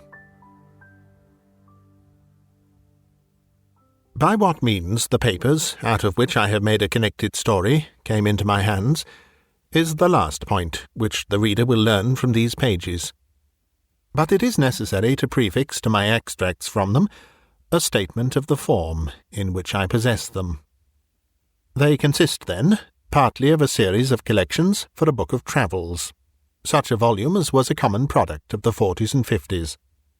Horace Marryat's Journal of a Residence in Jutland and the Danish Isles is a fair specimen of the class to which I allude. These books usually treated of some unknown district on the continent. They were illustrated with woodcuts or steel plates. They gave details of hotel accommodation and of means of communication, such as we now expect to find in any well-regulated guidebook, and they dealt largely in reported conversations with intelligent foreigners, racy innkeepers, and garrulous peasants. In a word, they were chatty. Begun with the idea of furnishing material for such a book, my papers, as they progressed, assumed the character of a record of one single personal experience, and this record was continued up to the very eve, almost, of its termination. The writer was a Mr. Wraxall. For my knowledge of him, I have to depend entirely on the evidence his writings afford, and from these I deduce that he was a man past middle age, possessed of some private means, and very much alone in the world. He had, it seems, no settled abode in England, but was a denizen of hotels and boarding-houses. It is probable that he entertained the idea of settling down at some future time, which never came. And I think it also likely that the Pantechnicon fire in the early 70s must have destroyed a great deal that would have thrown light on his antecedents, for he refers once or twice to property of his that was warehoused at that establishment. It is further apparent that Mr. Wraxall had published a book, and that it treated of a holiday he had once taken in Brittany. More than this I cannot say about his work, because a diligent search in bibliographical works has convinced me that it must have appeared either anonymously or under a pseudonym. As to his character, it is not difficult to form some superficial opinion. He must have been an intelligent and cultivated man. It seems that he was near being a fellow of his college at Oxford, Brasenose, as I judge from the calendar. His besetting fault was pretty clearly that of over-inquisitiveness, possibly a good fault in a traveller, certainly a fault for which this traveller paid dearly enough in the end. On what proved to be his last expedition, he was plotting another book. Scandinavia, a region not widely known to Englishmen 40 years ago, had struck him as an interesting field. He must have alighted on some old books of Swedish history or memoirs, and the idea had struck him that there was room for a book descriptive of travel in Sweden, interspersed with episodes from the history of some of the great Swedish families. He procured letters of introduction, therefore, to some persons of quality in Sweden, and set out thither in the early summer of 1863. Of his travels in the north there is no need to speak, nor of his residence of some weeks in Stockholm. I need only mention that some savant resident there put him on the track of an important collection of family papers belonging to the proprietors of an ancient manor house in Västergötland, and obtained for him permission to examine them. The manor house, or herrgård in question, is to be called Robeck, though that is not its name. It is one of the best buildings of its kind in all the country, and the picture of it in Dahlenberg's Suecia Antica et Moderna, engraved in 1694, shows it very much as the tourist may see it today. It was built soon after 1600, and is, roughly speaking, very much like an English house of that period in respect of material, red brick with stone facings, and style. The man who built it was a scion of the great house of Della Gardie, and his descendants possess it still. Della Gardie is the name by which I will designate them when mention of them becomes necessary. They received Mr. Wraxall with great kindness and courtesy, and pressed him to stay in the house as long as his researches lasted, but preferring to be independent, and mistrusting his powers of conversing in Swedish, he settled himself at the village inn, which turned out quite sufficiently comfortable, at any rate during the summer months. This arrangement would entail a short walk daily to and from the manor house, of something under a mile. The house itself stood in a park, and was protected, we should say grown up, with large old timber. Near it you found a walled garden, and then entered a close wood, fringing one of the small lakes with which the whole country is pitted. Then came the wall of the domain, and you climbed a steep knoll, a knob of rock lightly covered with soil, and on the top of this stood the church, fenced in with tall dark trees. It was a curious building to English eyes. The nave and aisles were low, and filled with pews and galleries. In the western gallery stood the handsome old organ, gaily painted, and with silver pipes. The ceiling was flat, and had been adorned by a 17th-century artist with a strange and hideous Last Judgment, full of lurid flames, falling cities, burning ships, crying souls, and brown and smiling demons. Handsome brass coronae hung from the roof. The pulpit was like a doll's house covered with little painted wooden cherubs and saints. A stand with 3 hourglasses was hinged to the preacher's desk. Such sights as these may be seen in many a church in Sweden now, but what distinguished this one was an addition to the original building. At the eastern end of the north aisle, the builder of the manor house had erected a mausoleum for himself and his family. It was a largish, 8-sided building, lighted by a series of oval windows, and it had a domed roof, topped by a kind of pumpkin-shaped object rising into a spire, a form in which Swedish architects greatly delighted. The roof was of copper externally, and was painted black, while the walls, in common with those of the church, were staringly white. To this mausoleum there was no access from the church. It had a portal and steps of its own on the northern side. Past the churchyard the path to the village goes, and not more than 3 or 4 minutes bring you to the inn door. On the first day of his stay at Robeck, Mr. Wraxall found the church door open, and made those notes of the interior which I have epitomized. Into the mausoleum, however, he could not make his way. He could, by looking through the keyhole, just descry that there were fine marble effigies and sarcophagi of copper, and a wealth of armorial ornament, which made him very anxious to spend some time in investigation. The papers he had come to examine at the manor house proved to be of just the kind he wanted for his book. There were family correspondence, journals, and account books of the earliest owners of the estate, very carefully kept and clearly written, full of amusing and picturesque detail. The first Della Gardie appeared in them as a strong and capable man. shortly after the building of the mansion, there had been a period of distress in the district, and the peasants had risen and attacked several chateaux and done some damage.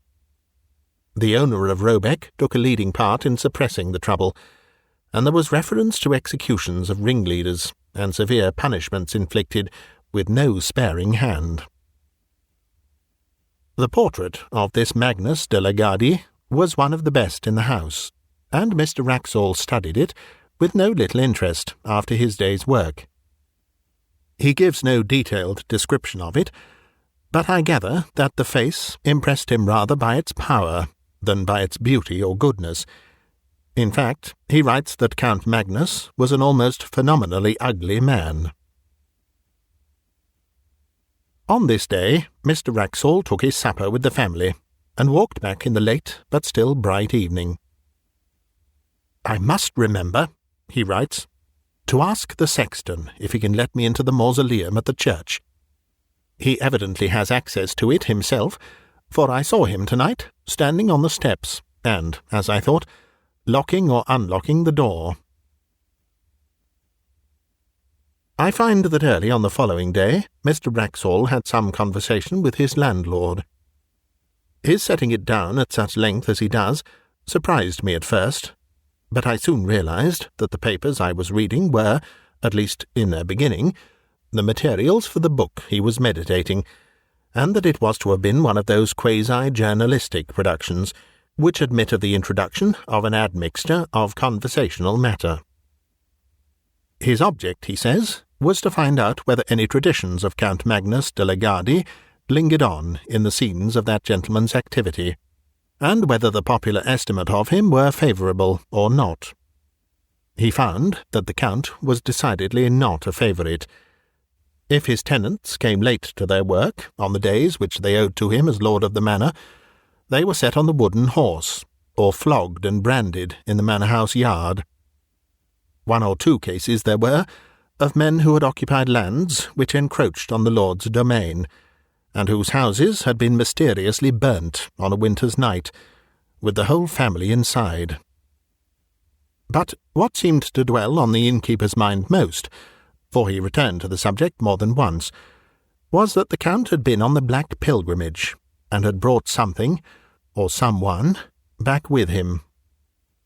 You will naturally inquire, as Mr. Wraxall did, what the Black Pilgrimage may have been. But your curiosity on the point must remain unsatisfied for the time being, just as his did. The landlord was evidently unwilling to give a full answer, or indeed any answer, on the point, and, being called out for a moment, trotted out with obvious alacrity, only putting his head in at the door a few minutes afterwards to say that he was called away to Skara, and should not be back till evening. So Mr. Wraxall had to go unsatisfied to his day's work at the manor-house. The papers on which he was just then engaged soon put his thoughts into another channel, for he had to occupy himself with glancing over the correspondence between Sophia Albertina in Stockholm and her married cousin Ulrika Leonora at Roebeck in the years 1705 to 1710. The letters were of exceptional interest from the light they threw upon the culture of that period in Sweden, as anyone can testify who has read the full edition of them in the publications of the Swedish Historical Manuscripts Commission.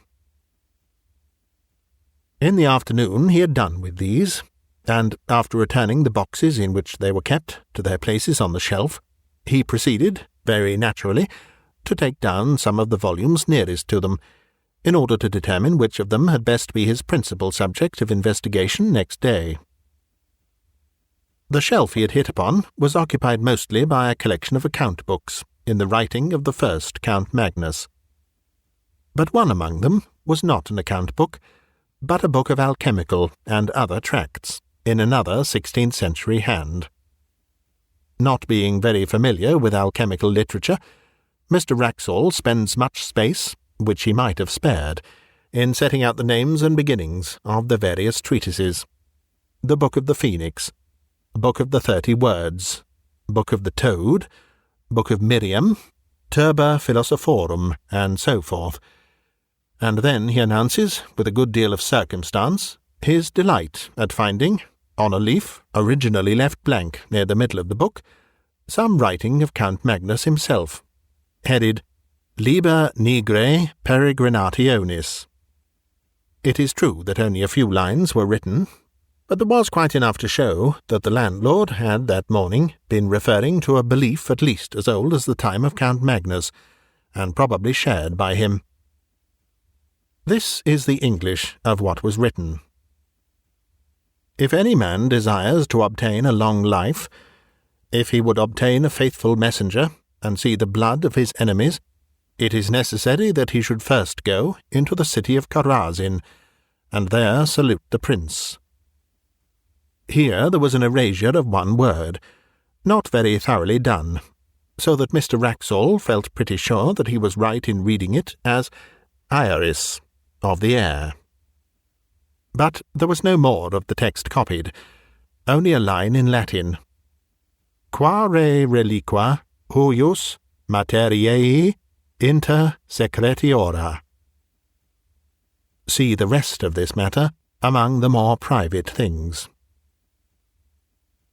It could not be denied that this threw a rather lurid light upon the tastes and beliefs of the Count, but to Mr. Wraxall, separated from him by nearly 3 centuries, the thought that he might have added to his general forcefulness alchemy, and to alchemy something like magic, only made him a more picturesque figure, and when, after a rather prolonged contemplation of his picture in the hall, Mr. Wraxall set out on his homeward way, his mind was full of the thought of Count Magnus. He had no eyes for his surroundings, no perception of the evening scents of the woods, or the evening light on the lake, and when, all of a sudden, he pulled up short, he was astonished to find himself already at the gate of the churchyard, and within a few minutes of his dinner. His eyes fell on the mausoleum. "Ah," he said, "Count Magnus, there you are. I should dearly like to see you." Like many solitary men, he writes, I have a habit of talking to myself aloud, and, unlike some of the Greek and Latin particles, I do not expect an answer. Certainly, and perhaps fortunately, in this case, there was neither voice nor any that regarded. Only the woman who, I suppose, was cleaning up the church, dropped some metallic object on the floor, whose clang startled me. Count Magnus, I think, sleeps sound enough. That same evening, the landlord of the inn, who had heard Mr. Wraxall say that he wished to see the clerk or deacon, as he would be called in Sweden, of the parish, introduced him to that official in the inn parlour. A visit to the Delegati tomb house was soon arranged for the next day, and a little general conversation ensued. Mr. Wraxall, remembering that one function of Scandinavian deacons is to teach candidates for confirmation, thought he would refresh his own memory on a biblical point. "Can you tell me," he said, "anything about Karazin?" The deacon seemed startled, but readily reminded him how that village had once been denounced. "To be sure," said Mr. Wraxall. "It is, I suppose, quite a ruin now." "So I expect," replied the deacon. "I have heard some of our old priests say that Antichrist is to be born there. And there are tales—" "Ah, what tales are those?" Mr. Wraxall put in. "Tales, I was going to say, which I have forgotten," said the deacon, and soon after that he said good night. The landlord was now alone, and at Mr. Wraxall's mercy, and that inquirer was not inclined to spare him. "Herr Nielsen," he said, "I have found out something about the Black Pilgrimage. You may as well tell me what you know. What did the Count bring back with him?" Swedes are habitually slow, perhaps, in answering. Or perhaps the landlord was an exception, I am not sure. But Mr. Wraxall notes that the landlord spent at least 1 minute in looking at him, before he said anything at all. Then he came up close to his guest, and with a good deal of effort he spoke.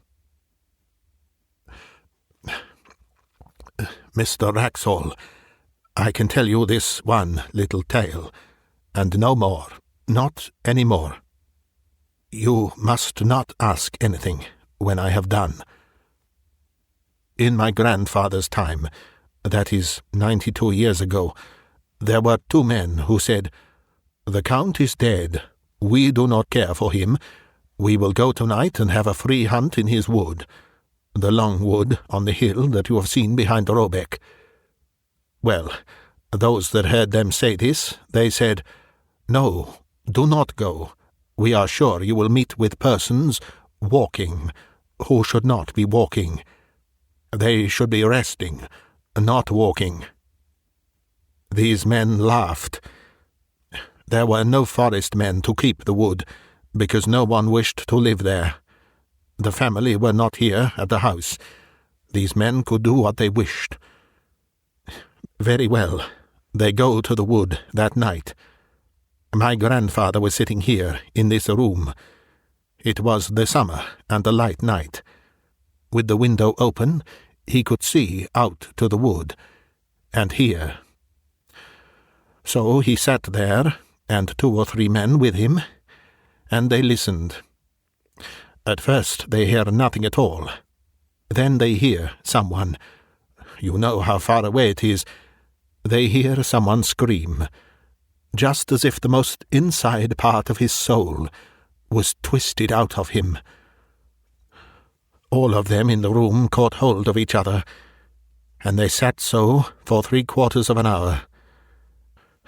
Then they hear someone else, only about 300 ells off.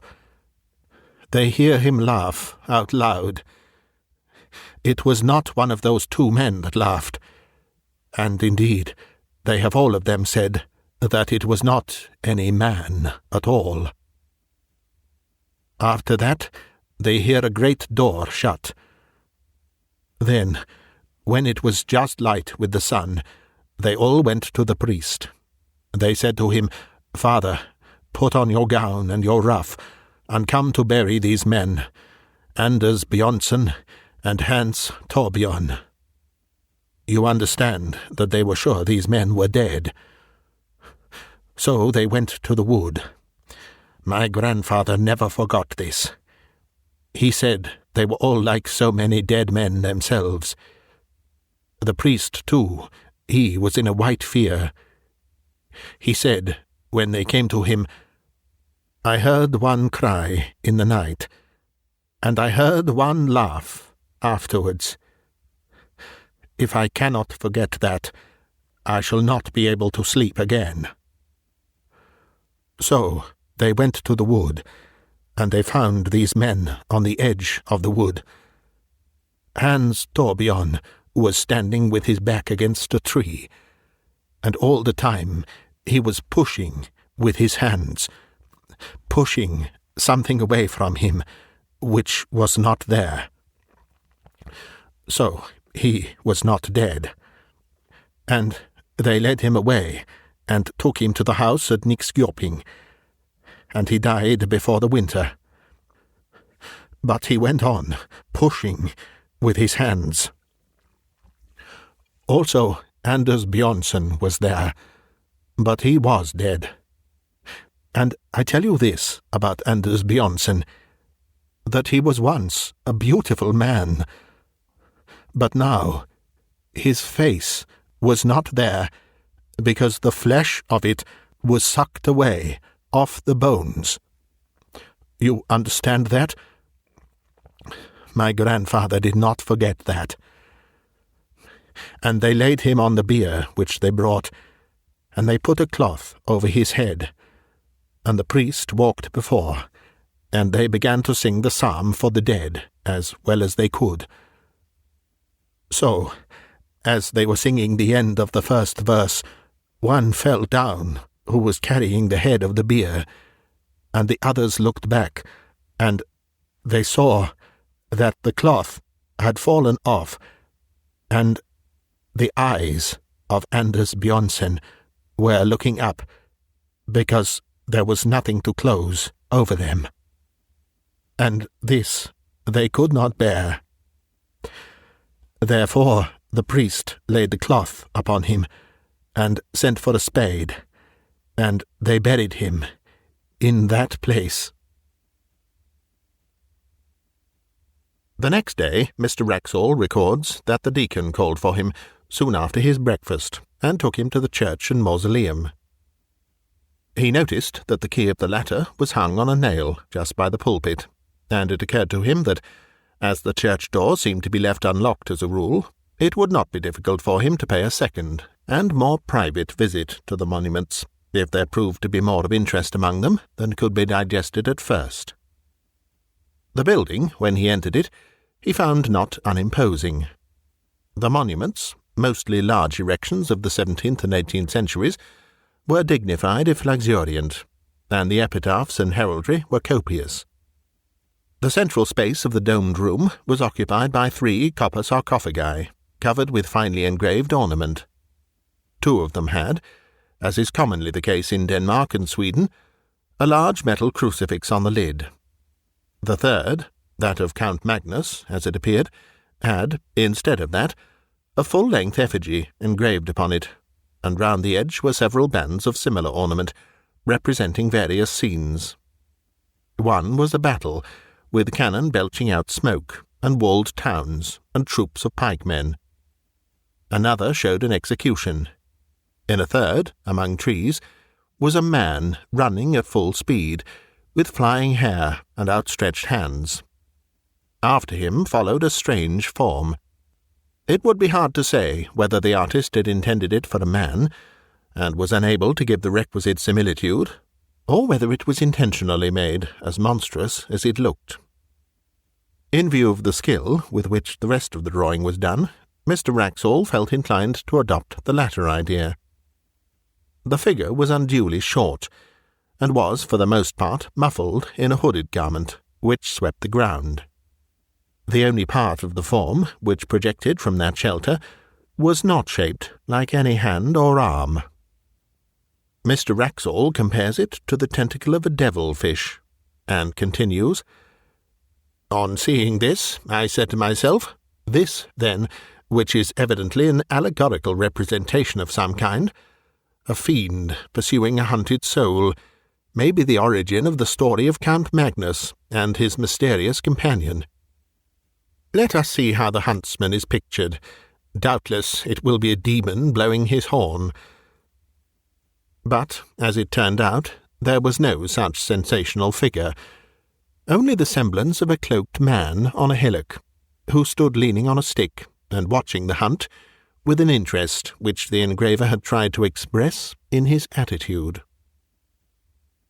Mr. Wraxall noted the finely worked and massive steel padlocks, 3 in number, which secured the sarcophagus. One of them, he saw, was detached, and lay on the pavement. And then, unwilling to delay the deacon longer, or to waste his own working time, he made his way onward to the manor-house. "It is curious," he notes, "how, on retracing a familiar path, one's thoughts engross one to the absolute exclusion of surrounding objects. Tonight, for the second time, I had entirely failed to notice where I was going. I had planned a private visit to the tomb-house to copy the epigraphs, when I suddenly, as it were, awoke to consciousness, and found myself, as before, turning in at the churchyard gate, and, I believe, singing or chanting some such words as, 'Are you awake, Count Magnus? Are you asleep, Count Magnus?' and then something more, which I have failed to recollect. It seemed to me that I must have been behaving in this nonsensical way for some time." He found the key of the mausoleum where he had expected to find it, and copied the greater part of what he wanted. In fact, he stayed until the light began to fail him. "I must have been wrong," he writes, "in saying that one of the padlocks of my Count's sarcophagus was unfastened. I see tonight that 2 are loose. I picked both up, and laid them carefully on the window ledge, after trying unsuccessfully to close them. The remaining one is still firm, and though I take it to be a spring lock, I cannot guess how it is opened. Had I succeeded in undoing it, I am almost afraid I should have taken the liberty of opening the sarcophagus. It is strange, the interest I feel in the personality of this, I fear, somewhat ferocious and grim old noble. The day following was, as it turned out, the last of Mr. Wraxall's stay at Roebeck. He received letters connected with certain investments, which made it desirable that he should return to England. His work among the papers was practically done, and travelling was slow. He decided, therefore, to make his farewells, put some finishing touches to his notes, and be off. These finishing touches and farewells, as it turned out, took more time than he had expected. The hospitable family insisted on his staying to dine with them. They dined at 3, and it was verging on 6:30 before he was outside the iron gates of Roebeck. He dwelt on every step of his walk by the lake, determined to saturate himself, now that he trod it for the last time, in the sentiment of the place and hour. And when he reached the summit of the churchyard knoll, he lingered for many minutes, gazing at the limitless prospect of woods near and distant, all dark beneath a sky of liquid green. When at last he turned to go, the thought struck him that surely he must bid farewell to Count Magnus, as well as the rest of the De la Gardies. The church was but 20 yards away, and he knew where the key of the mausoleum hung. It was not long before he was standing over the great copper coffin, and, as usual, talking to himself aloud. "You may have been a bit of a rascal in your time, Magnus," he was saying, "but for all that, I should like to see you, or rather—" Just at that instant, he says, I felt a blow on my foot. Hastily enough, I drew it back, and something fell on the pavement with a clash. It was the third, the last of the 3 padlocks which had fastened the sarcophagus. I stooped to pick it up, and Heaven is my witness that I am writing only the bare truth. Before I had raised myself, there was a sound of metal hinges creaking, and I distinctly saw the lid shifting upwards. I may have behaved like a coward, but I could not for my life stay for one moment. I was outside that dreadful building in less time than I can write, almost as quickly as I could have said the words. And what frightens me yet more, I could not turn the key in the lock. As I sit here in my room, noting these facts, I ask myself, it was not 20 minutes ago, whether that noise of creaking metal continued, and I cannot tell whether it did or not. I only know that there was something more than I have written that alarmed me. But whether it was sound or sight, I am not able to remember. What is this that I have done? Poor Mr. Wraxall. He set out on his journey to England on the next day, as he had planned, and he reached England in safety, and yet, as I gather from his changed hand and inconsequent jottings, a broken man. One of several small notebooks that have come to me with his papers gives not a key to, but a kind of inkling of, his experiences. Much of his journey was made by canal boat, and I find not less than 6 painful attempts to enumerate and describe his fellow passengers. The entries are of this kind. 24. Passed at a village in Skåne. Usual black coat and soft black hat. 25. Commercial traveller from Stockholm, going to Trollhättan. Black cloak, brown hat. 26. Man in long black cloak, broad-leafed hat, very old-fashioned. This entry is lined out, and a note added, perhaps identical with number 13. Have not yet seen his face. On referring to number 13, I find that he is a Roman priest in a cassock. The net result of the reckoning is always the same. 28 people appear in the enumeration, one being always a man in a long black cloak and broad hat, and another, a short figure in dark cloak and hood. On the other hand, it is always noted that only 26 passengers appear at meals, and that the man in the cloak is perhaps absent, and the short figure is certainly absent. On reaching England, it appears that Mr. Wraxall landed at Harwich, and that he resolved at once to put himself out of the reach of some person, or persons, whom he never specifies, but whom he had evidently come to regard as his pursuers. Accordingly, he took a vehicle. It was a closed fly, not trusting the railway, and drove across country to the village of Belsham St. Paul. It was about 9 o'clock on a moonlight August night when he neared the place. He was sitting forward and looking out of the window at the fields and thickets, there was little else to be seen, racing past him. Suddenly he came to a crossroad. At the corner, 2 figures were standing motionless.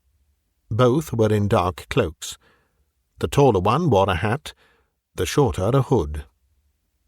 He had no time to see their faces, nor did they make any motion that he could discern. Yet the horse shied violently, and broke into a gallop, and Mr. Wraxall sank back into his seat, in something like desperation. He had seen them before. Arrived at Belsham St. Paul, he was fortunate enough to find a decent furnished lodging, and for the next 24 hours he lived, comparatively speaking, in peace. His last notes were written on this day. They are too disjointed and ejaculatory to be given here in full, but the substance of them is clear enough.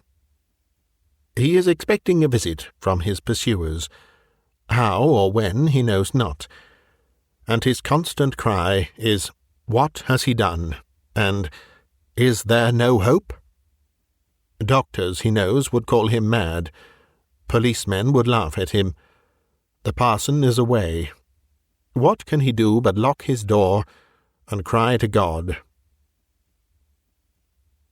People still remembered last year at Belsham St. Paul how a strange gentleman came one evening in August, years back, and how the next morning but one he was found dead.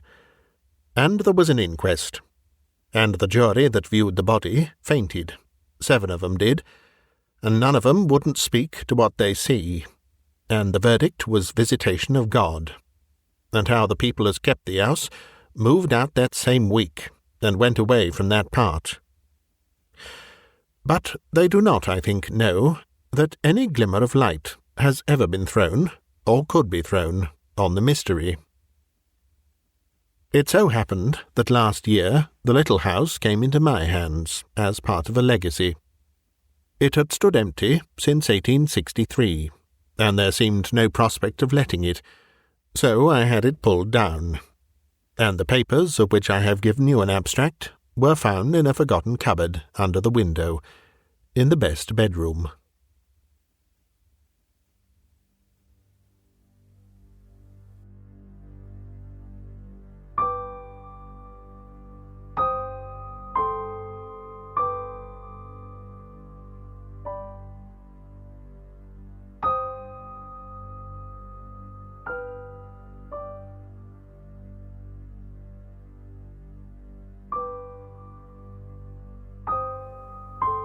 The Wood of the Dead by Algernon Blackwood.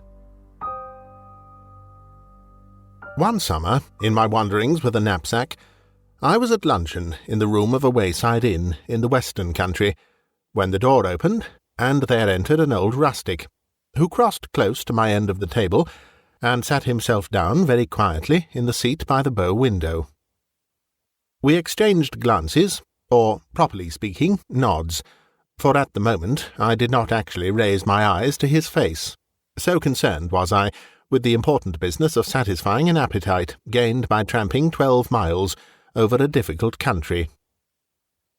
The fine warm rain of 7 o'clock, which had since risen in a kind of luminous mist about the tree-tops, now floated far overhead in a deep blue sky, and the day was settling down into a blaze of golden light. It was one of those days peculiar to Somerset and North Devon, when the orchards shine, and the meadows seem to add a radiance of their own, so brilliantly soft are the colourings of grass and foliage. The innkeeper's daughter, a little maiden with a simple country loveliness, presently entered with a foaming pewter mug, enquired after my welfare, and went out again. Apparently she had not noticed the old man sitting in the settle by the bow window, nor had he, for his part, so much as once turned his head in our direction. Under ordinary circumstances, I should probably have given no thought to this other occupant of the room, but the fact that it was supposed to be reserved for my private use, and the singular thing that he sat looking aimlessly out of the window, with no attempt to engage me in conversation, drew my eyes, more than once, somewhat curiously upon him, and I soon caught myself wondering why he sat there so silently, and always with averted head. He was, I saw, a rather bent old man, in rustic dress, and the skin of his face was wrinkled like that of an apple. Corduroy trousers were caught up with a string below the knee, and he wore a sort of brown fustian jacket that was very much faded. His thin hand rested upon a stoutish stick. He wore no hat, and carried none, and I noticed that his head, covered with silvery hair, was finely shaped, and gave the impression of something noble. Though rather piqued by his studied disregard of my presence, I came to the conclusion that he probably had something to do with the little hostel, and had a perfect right to use this room with freedom, and I finished my luncheon without breaking the silence, and then took the settle opposite to smoke a pipe before going on my way. Through the open window came the scents of the blossoming fruit trees. The orchard was drenched in sunshine, and the branches danced lazily in the breeze. The grass below fairly shone with white and yellow daisies, and the red roses, climbing in profusion over the casement, mingled their perfume with the sweetly penetrating odour of the sea. It was a place to dawdle in, to lie and dream away a whole afternoon, watching the sleepy butterflies and listening to the chorus of birds which seemed to fill every corner of the sky. Indeed, I was already debating in my mind whether to linger and enjoy it all, instead of taking the strenuous pathway over the hills, when the old rustic in the settle opposite suddenly turned his face towards me for the first time, and began to speak. His voice had a quiet, dreamy note in it that was quite in harmony with the day and the scene, but it sounded far away, I thought, almost as though it came to me from outside, where the shadows were weaving their eternal tissue of dreams upon the garden floor. Moreover, there was no trace in it of the rough quality one might naturally have expected, and now that I saw the full face of the speaker for the first time, I noted with something like a start that the deep, gentle eyes seemed far more in keeping with the timbre of the voice than with the rough and very countrified appearance of the clothes and manner. His voice set pleasant waves of sound in motion towards me, and the actual words, if I remember rightly, were, "You are a stranger in these parts?" or, "Is not this part of the country strange to you?" There was no "sir," nor any outward and visible sign of the deference usually paid by real country folk to the town-bred visitor, but in its place a gentleness, almost a sweetness, of polite sympathy that was far more of a compliment than either. I answered that I was wandering on foot through a part of the country that was wholly new to me, and that I was surprised not to find a place of such idyllic loveliness marked upon my map. "I have lived here all my life," he said with a sigh, "and am never tired of coming back to it again." "Then you no longer live in the immediate neighbourhood?" "I have moved," he answered briefly, adding after a pause in which his eyes seemed to wander wistfully to the wealth of blossoms beyond the window. "But I am almost sorry, for nowhere else have I found the sunshine lie so warmly, the flowers smell so sweetly, or the winds and streams make such tender music." His voice died away into a thin stream of sound that lost itself in the rustle of the rose leaves climbing in at the window, for he turned his head away from me as he spoke, and looked out into the garden. But it was impossible to conceal my surprise, and I raised my eyes in frank astonishment on hearing so poetic an utterance from such a figure of a man, though at the same time realizing that it was not in the least inappropriate, and that, in fact, no other sort of expression could have properly been expected from him. "I am sure you are right," I answered at length, when it was clear he had ceased speaking. "Or there is something of enchantment here, of real fairy-like enchantment, that makes me think of the visions of childhood days, before one knew anything of I had been oddly drawn into his vein of speech, some inner force compelling me. But here the spell passed, and I could not catch the thoughts that had a moment before opened a long vista before my inner vision. "To tell you the truth," I concluded lamely, "the place fascinates me, and I am in two minds about going further." Even at this stage, I remember thinking it odd that I should be talking like this with a stranger whom I met in a country inn, for it has always been one of my failings that to strangers my manner is brief to surliness. It was as though we were figures meeting in a dream, speaking without sound, obeying laws not operative in the everyday, working world, and about to play with a new scale of space and time, perhaps. But my astonishment passed quickly into an entirely different feeling when I became aware that the old man opposite had turned his head from the window again, and was regarding me with eyes so bright they seemed almost to shine with an inner flame. His gaze was fixed upon my face with an intense ardour, and his whole manner had suddenly become alert and concentrated. There was something about him, I now felt for the first time, that made little thrills of excitement run up and down my back. I met his look squarely, but with an inward tremor. "Stay, then, a little while longer," he said, in a much lower and deeper voice than before. "Stay, and I will teach you something of the purpose of my coming." He stopped abruptly. I was conscious of a decided shiver. "You have a special purpose, then, in coming back?"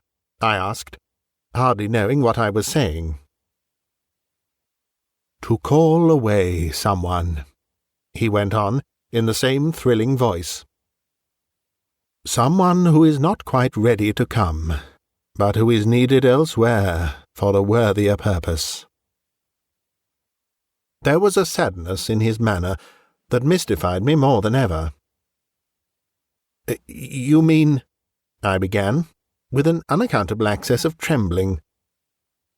"I have come for someone who must soon move, even as I have moved."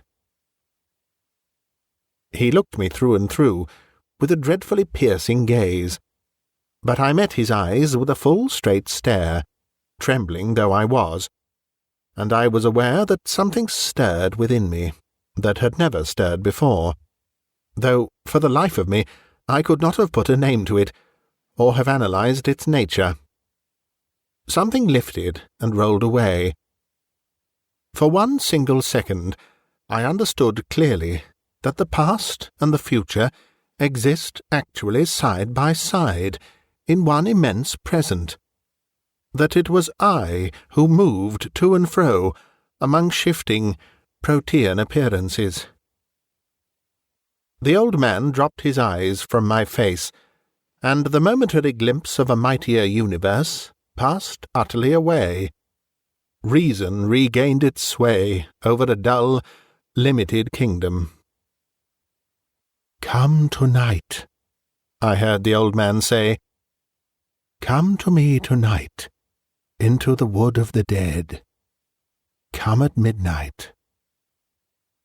Involuntarily, I clutched the arm of the settle for support, for I then felt that I was speaking with someone who knew more of the real things that are, and will be, than I could ever know while in the body, working through the ordinary channels of sense, and this curious half-promise of a partial lifting of the veil had its undeniable effect upon me.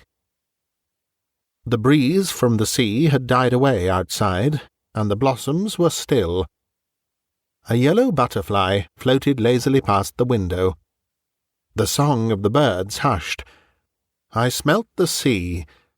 I smelt the perfume of heated summer air rising from fields and flowers, the ineffable scents of June and of the long days of the year, and with it, from countless green meadows beyond, came the hum of myriad summer life, children's voices, sweet pipings, and the sound of water falling. I knew myself to be on the threshold of a new order of experience, of an ecstasy. Something drew me forth with a sense of inexpressible yearning towards the being of this strange old man in the window-seat, and for a moment I knew what it was to taste a mighty and wonderful sensation, and to touch the highest pinnacle of joy I have ever known. It lasted for less than a second, and was gone. But in that brief instant of time, the same terrible lucidity came to me that had already shown me how the past and future exist in the present, and I realized and understood that pleasure and pain are one and the same force, for the joy I had just experienced included also all the pain I ever had felt, or ever could feel. The sunshine grew to dazzling radiance, faded, passed away. The shadows paused in their dance upon the grass, deepened a moment, and then melted into air. The flowers of the fruit trees laughed with their little silvery laughter as the wind sighed over their radiant eyes the old, old tale of its personal love. Once or twice a voice called my name. A wonderful sensation of lightness and power began to steal over me. Suddenly the door opened, and the innkeeper's daughter came in. By all ordinary standards, hers was a charming country loveliness, born of the stars and wild flowers, of moonlight shining through autumn mists upon the river and the fields. Yet, by contrast with the higher order of beauty I had just momentarily been in touch with, she seemed almost ugly. How dull her eyes, how thin her voice, how vapid her smile, and insipid her whole presentment.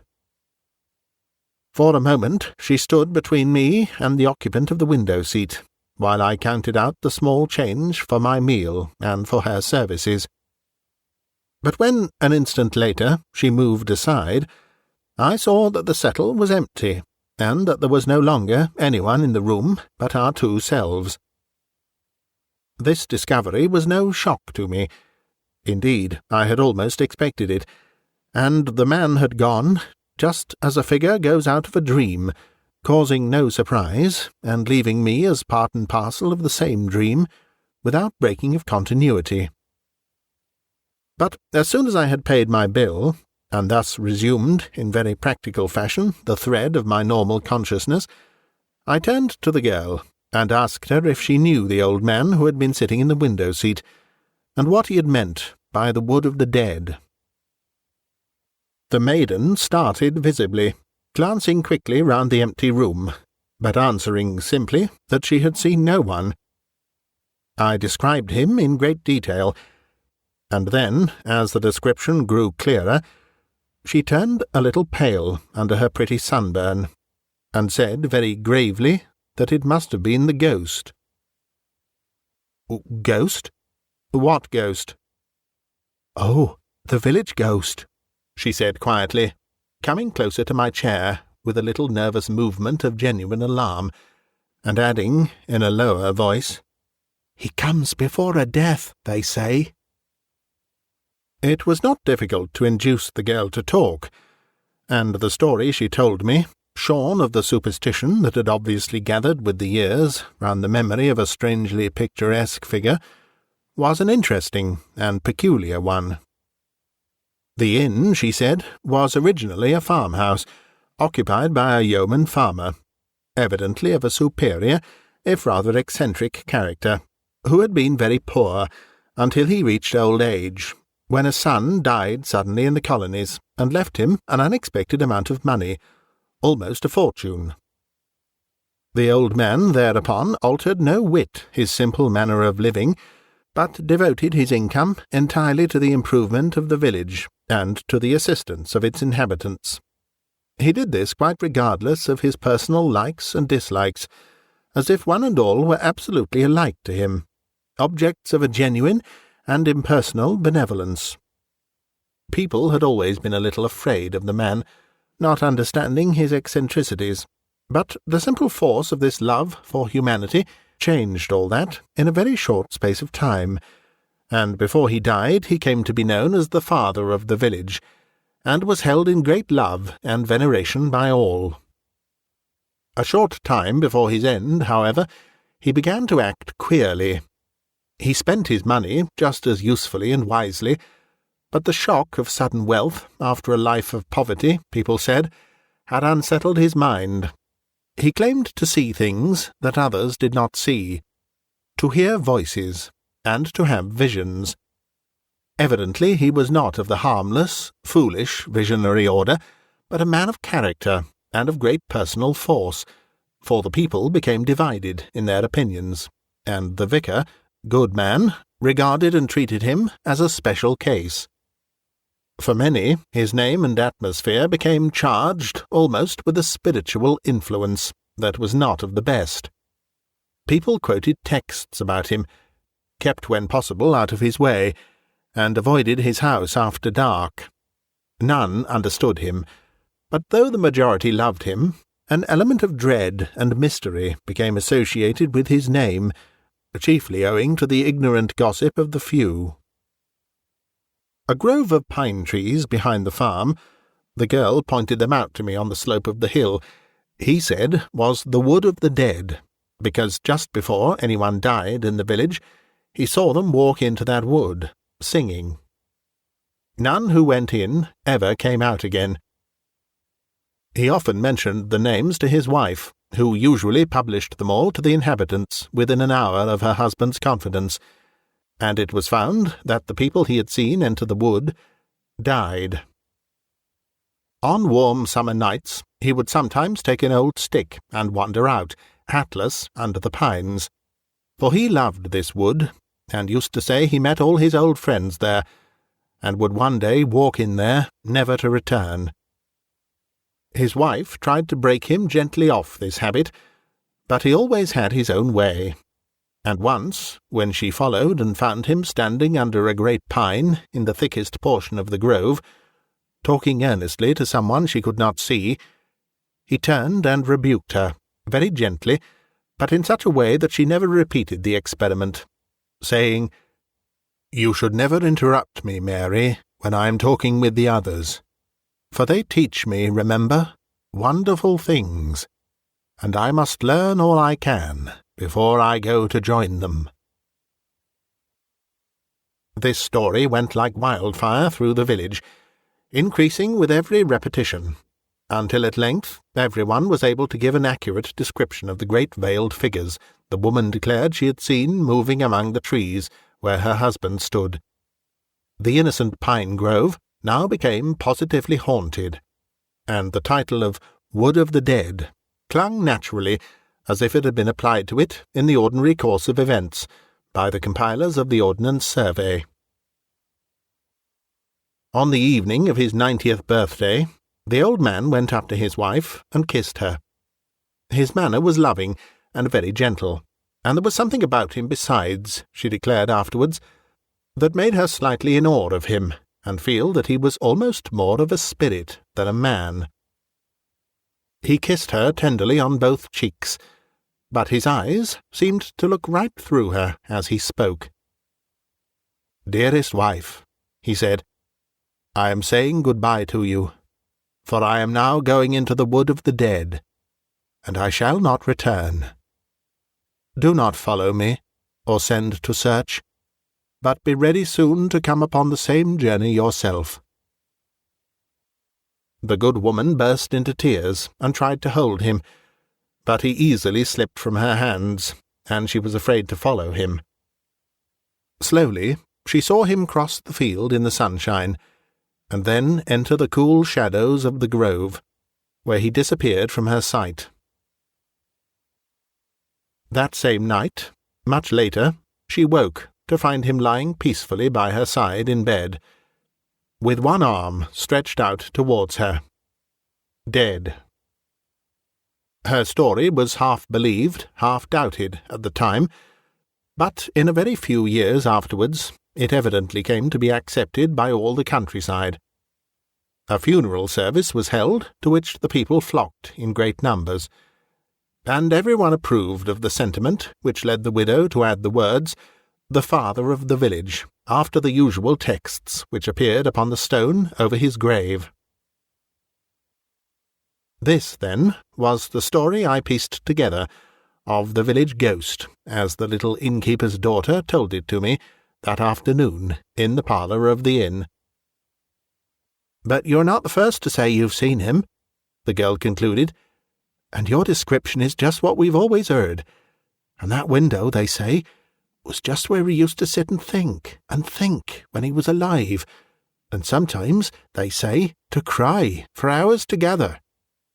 "And would you feel afraid if you had seen him?" I asked, for the girl seemed strangely moved and interested in the whole story.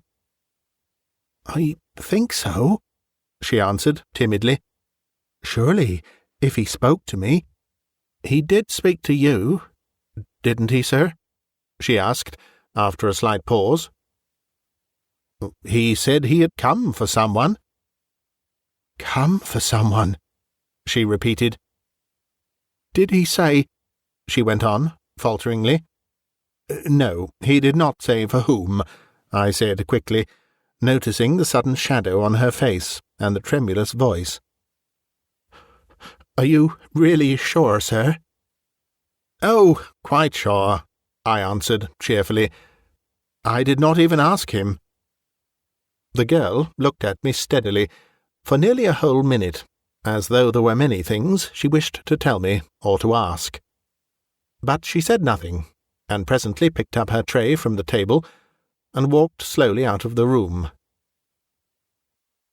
Instead of keeping to my original purpose and pushing on to the next village over the hills, I ordered a room to be prepared for me at the inn, and that afternoon I spent wandering about the fields and lying under the fruit trees, watching the white clouds sailing out over the sea.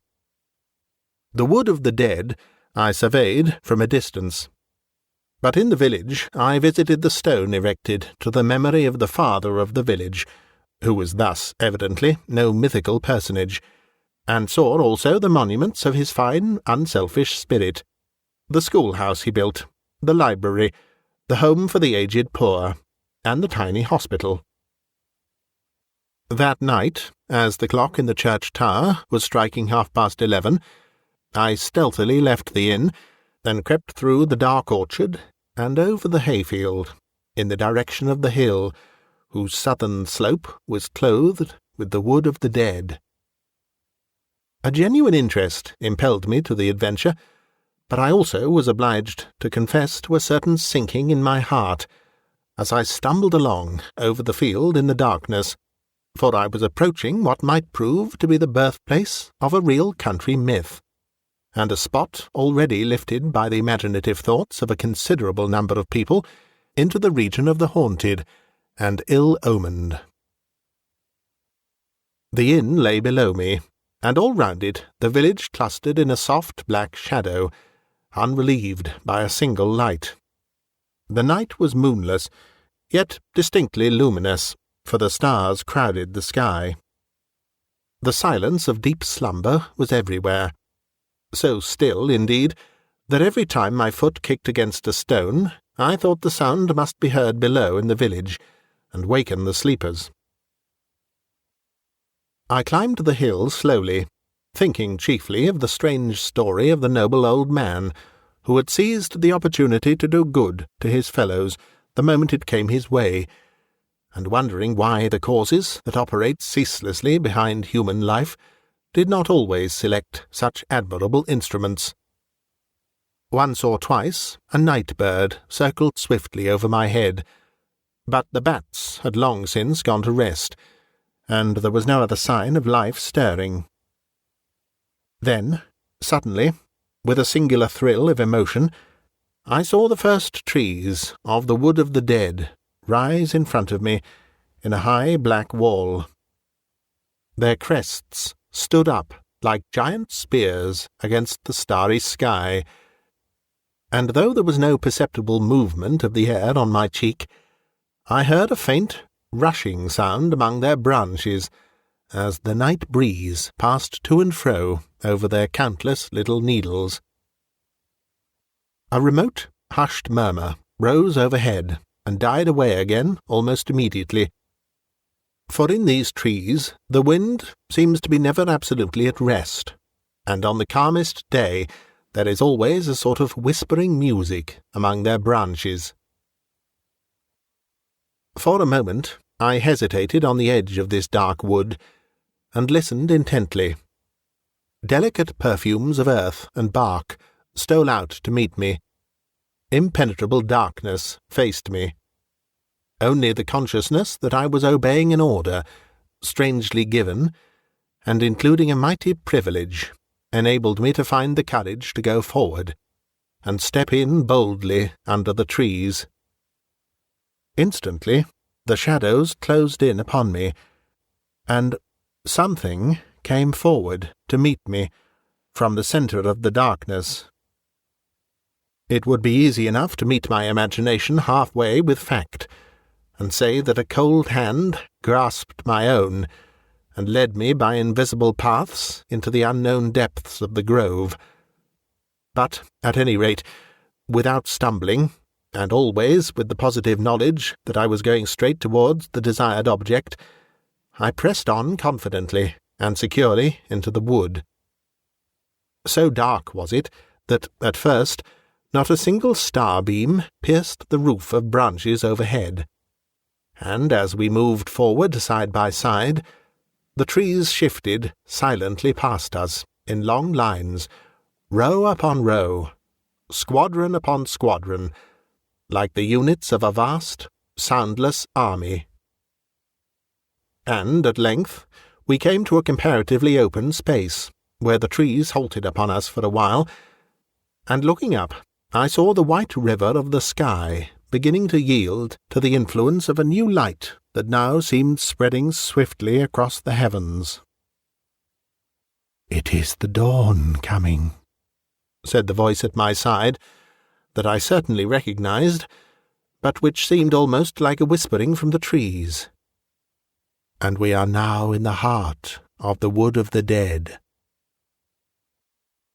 We seated ourselves on a moss-covered boulder, and waited the coming of the sun. With marvellous swiftness, it seemed to me, the light in the east passed into the radiance of early morning, and when the wind awoke and began to whisper in the tree-tops, the first rays of the risen sun fell between the trunks, and rested in a circle of gold at our feet. "Now, come with me," whispered my companion in the same deep voice, "for time has no existence here, and that which I would show you is already there." We trod gently and silently over the soft pine needles. Already the sun was high over our heads, and the shadows of the trees coiled closely about their feet. The wood became denser again, but occasionally we passed through little open bits where we could smell the hot sunshine and the dry, baked pine needles. Then, presently, we came to the edge of the grove, and I saw a hayfield lying in the blaze of day, and 2 horses, basking lazily with switching tails in the shafts of a laden hay wagon. So complete and vivid was the sense of reality that I remember the grateful realization of the cool shade where we sat and looked out upon the hot world beyond. The last pitchfork had tossed up its fragrant burden, and the great horses were already straining in the shafts after the driver, as he walked slowly in front with one hand upon their bridles. He was a stalwart fellow, with sunburned neck and hands. Then, for the first time, I noticed, perched aloft upon the trembling throne of hay, the figure of a slim young girl. I could not see her face, but her brown hair escaped in disorder from a white sunbonnet, and her still browner hands held a well-worn hay-rake. She was laughing and talking with the driver, and he, from time to time, cast up at her ardent glances of admiration, glances that won instant smiles and soft blushes in response. The cart presently turned into the roadway that skirted the edge of the wood where we were sitting. I watched the scene with intense interest, and became so much absorbed in it that I quite forgot the manifold strange steps by which I was permitted to become a spectator. "Come down and walk with me," cried the young fellow, stopping a moment in front of the horses, and opening wide his arms. "Jump, and I'll catch you." "Oh, oh!" she laughed, and her voice sounded to me as the happiest, merriest laughter I have ever heard from a girl's throat. "Oh, that's all very well, but remember I'm Queen of the Hay, and I must ride." "Then I must come and ride beside you," he cried, and began at once to climb up by way of the driver's seat. But, with a peal of silvery laughter, she slipped down easily over the back of the hay to escape him, and ran a little way along the road. I could see her quite clearly, and noticed the charming, natural grace of her movements, and the loving expression in her eyes as she looked over her shoulder to make sure he was following. Evidently, she did not wish to escape for long, certainly not forever. In 2 strides, the big brown swain was upon her, leaving the horses to do as they pleased. Another second, and his arms would have caught the slender waist and pressed the little body to his heart. But just at that instant, the old man beside me uttered a peculiar cry. It was low and thrilling, and it went through me like a sharp sword. He had called her by her own name, and she had heard. For a second she halted, glancing back with frightened eyes. Then, with a brief cry of despair, the girl swerved aside and dived in swiftly among the shadows of the trees. But the young man saw the sudden movement, and cried out to her passionately, "Not that way, my love! Not that way! It's the wood of the dead!" She threw a laughing glance over her shoulder at him, and the wind caught her hair, and drew it out in a brown cloud under the sun.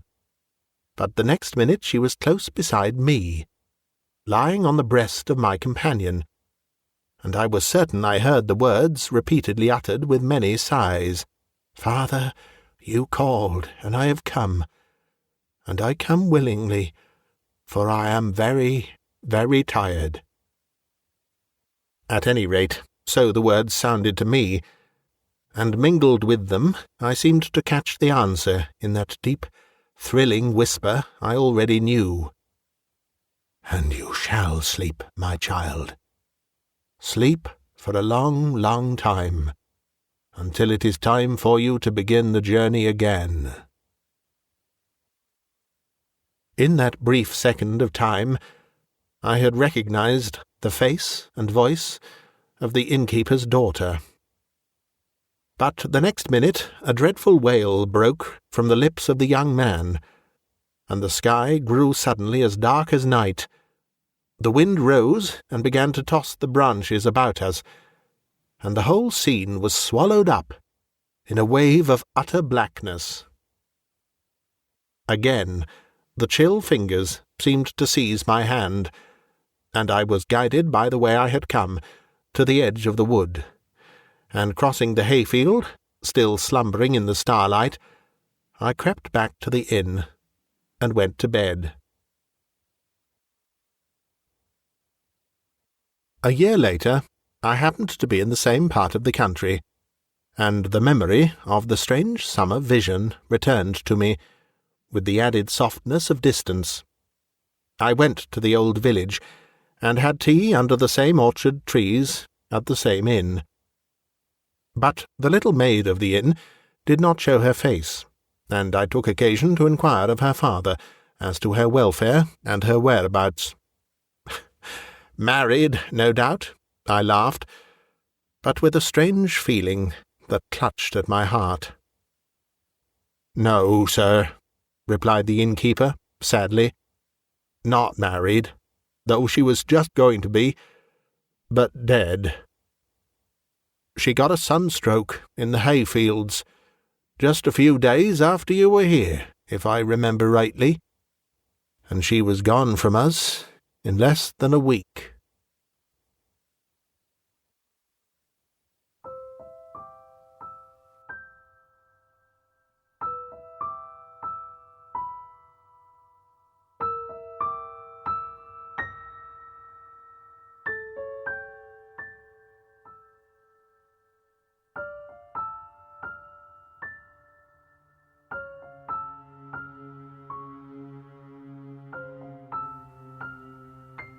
The Cold Embrace by Mary Elizabeth Braddon. He was an artist. Such things as happened to him happen sometimes to artists. He was a German. Such things as happened to him happen sometimes to Germans. He was young, handsome, studious, enthusiastic, metaphysical, reckless, unbelieving, heartless. And being young, handsome, and eloquent, he was beloved.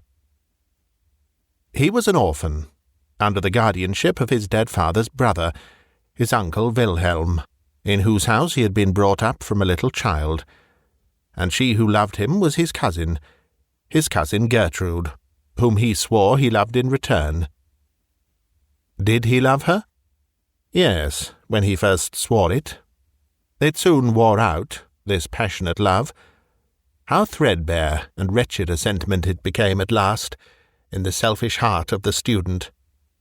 But in its first golden dawn, when he was only 19, and had just returned from his apprenticeship to a great painter at Antwerp, and they wandered together in the most romantic outskirts of the city, at rosy sunset, by holy moonlight, or bright and joyous morning, how beautiful a dream!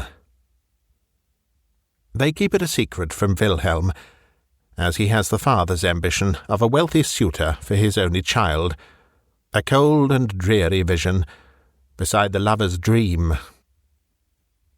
So they are betrothed, and standing side by side when the dying sun and the pale rising moon divide the heavens, he puts the betrothal ring upon her finger, the white and taper finger whose slender shape he knows so well. This ring is a peculiar one, a massive golden serpent, its tail in its mouth, the symbol of eternity. It had been his mother's, and he would know it amongst 1,000. If he were to become blind tomorrow, he could select it from amongst 1,000 by the touch alone. He places it on her finger, and they swear to be true to each other for ever and ever, through trouble and danger, sorrow and change, in wealth or poverty. Her father must needs be one to consent to their union by and by, for they were now betrothed, and death alone could part them. But the young student, the scoffer at revelation, yet the enthusiastic adorer of the mystical, asks, "Can death part us? I would return to you from the grave, Gertrude. My soul would come back to be near my love. And you, if you died before me, the cold earth would not hold you from me. If you loved me, you would return, and again these fair arms would be clasped round my neck, as they are now." But she told him, with a holier light in her deep blue eyes than had ever shone in his, she told him that the dead who die at peace with God are happy in heaven, and cannot return to the troubled earth, and that it is only the suicide, the lost wretch on whom sorrowful angels shut the door of paradise, whose unholy spirit haunts the footsteps of the living. The first year of their betrothal is past, and she is alone, for he has gone to Italy on a commission for some rich man to copy Raphael's, Titian's, Guido's, in a gallery at Florence. He has gone to win fame, perhaps, but it is not the less bitter. He is gone. Of course, her father misses his young nephew, who has been as a son to him, and he thinks his daughter's sadness no more than a cousin should feel for a cousin's absence. In the meantime, the weeks and months pass. The lover writes, often at first, then seldom. At last, not at all. How many excuses she invents for him! How many times she goes to the distant little post office to which he is to address his letters! How many times she hopes, only to be disappointed! How many times she despairs, only to hope again!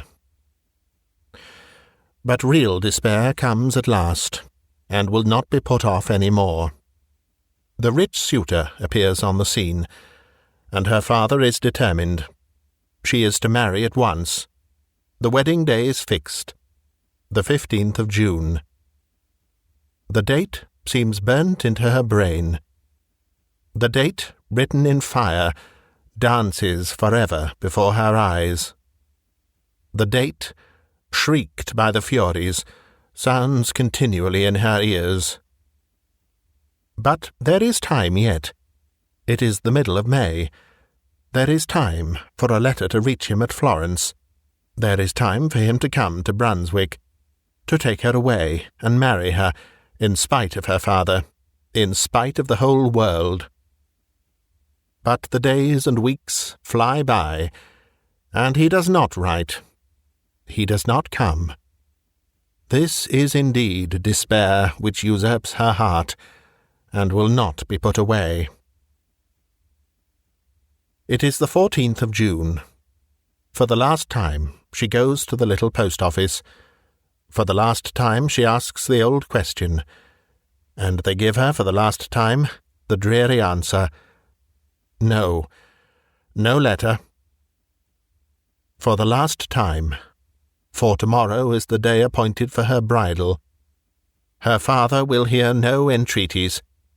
Her rich suitor will not listen to her prayers. They will not be put off a day, an hour. Tonight alone is hers. This night, which she may employ as she will. She takes another path than that which leads home. She hurries through some by-streets of the city, out onto a lonely bridge, where he and she had stood so often in the sunset, watching the rose-coloured light glow, fade, and die upon the river. He returns from Florence. He had received her letter. That letter, blotted with tears, entreating, despairing, he had received it. but he loved her no longer. A young Florentine, who was set to him for a model, had bewitched his fancy, that fancy which with him stood in place of a heart, and Gertrude had been half forgotten. If she had a rich suitor, good. Let her marry him. Better for her, better far for himself. He had no wish to fetter himself with a wife. Had he not his art always, his eternal bride, his unchanging mistress? Thus he thought it wiser to delay his journey to Brunswick, so that he should arrive when the wedding was over, arrive in time to salute the bride. And the vows, the mystical fancies, the belief in his return, even after death, to the embrace of his beloved? Oh, gone out of his life, melted away forever, those foolish dreams of his boyhood. So, on the 15th of June, he enters Brunswick, by that very bridge on which she stood, the stars looking down on her the night before. He strolls across the bridge and down by the water's edge, a great rough dog at his heels, and the smoke from his short meerschaum pipe curling in blue wreaths fantastically in the pure morning air. He has his sketch-book under his arm, and attracted now and then by some object that catches his artist's eye, stops to draw. A few weeds and pebbles on the river's brink, a crag on the opposite shore, a group of pollard willows in the distance. When he is done, he admires his drawing, shuts his sketch-book, empties the ashes from his pipe, refills from his tobacco pouch, sings the refrain of a gay drinking song, calls to his dog, smokes again, and walks on. Suddenly he opens his sketch-book again. This time that which attracts him is a group of figures. But what is it? It is not a funeral, for there are no mourners. It is not a funeral, but a corpse lying on a rude bier, covered with an old sail, carried between two bearers. It is not a funeral, for the bearers are fishermen in their everyday garb. About 100 yards from him, they rest their burden on a bank. One stands at the head of the bier, the other throws himself down at the foot of it. And thus they form a perfect group. He walks back 2 or 3 paces, selects his point of sight, and begins to sketch a hurried outline. He has finished it before they move. He hears their voices, though he cannot hear their words, and wonders what they can be talking of. Presently he walks on and joins them. "You have a corpse there, my friends?" he says. "Yes, a corpse washed ashore an hour ago." "Drowned?" "Yes, drowned. A young girl, very handsome." "Suicides are always handsome," says the painter, and then he stands for a little while, idly smoking and meditating, looking at the sharp outline of the corpse and the stiff folds of the rough canvas covering. Life is such a golden holiday for him, young, ambitious, clever, that it seems as though sorrow and death could have no part in his destiny. At last he says that, as this poor suicide is so handsome, he should like to make a sketch of her. He gives the fishermen some money, and they offer to remove the sailcloth that covers her features. No, he will do it himself. He lifts the rough, coarse, wet canvas from her face. What face? The face that shone on the dreams of his foolish boyhood.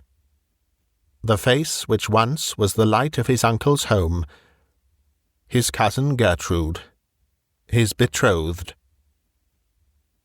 He sees, as in one glance, while he draws one breath, the rigid features, the marble arms, the hands crossed on the cold bosom, and on the third finger of the left hand, the ring which had been his mother's, the golden serpent, the ring which, if he were to become blind, he could select from 1,000 others, by the touch alone. But he is a genius and a metaphysician. Grief, true grief, is not for such as he. His first thought is flight.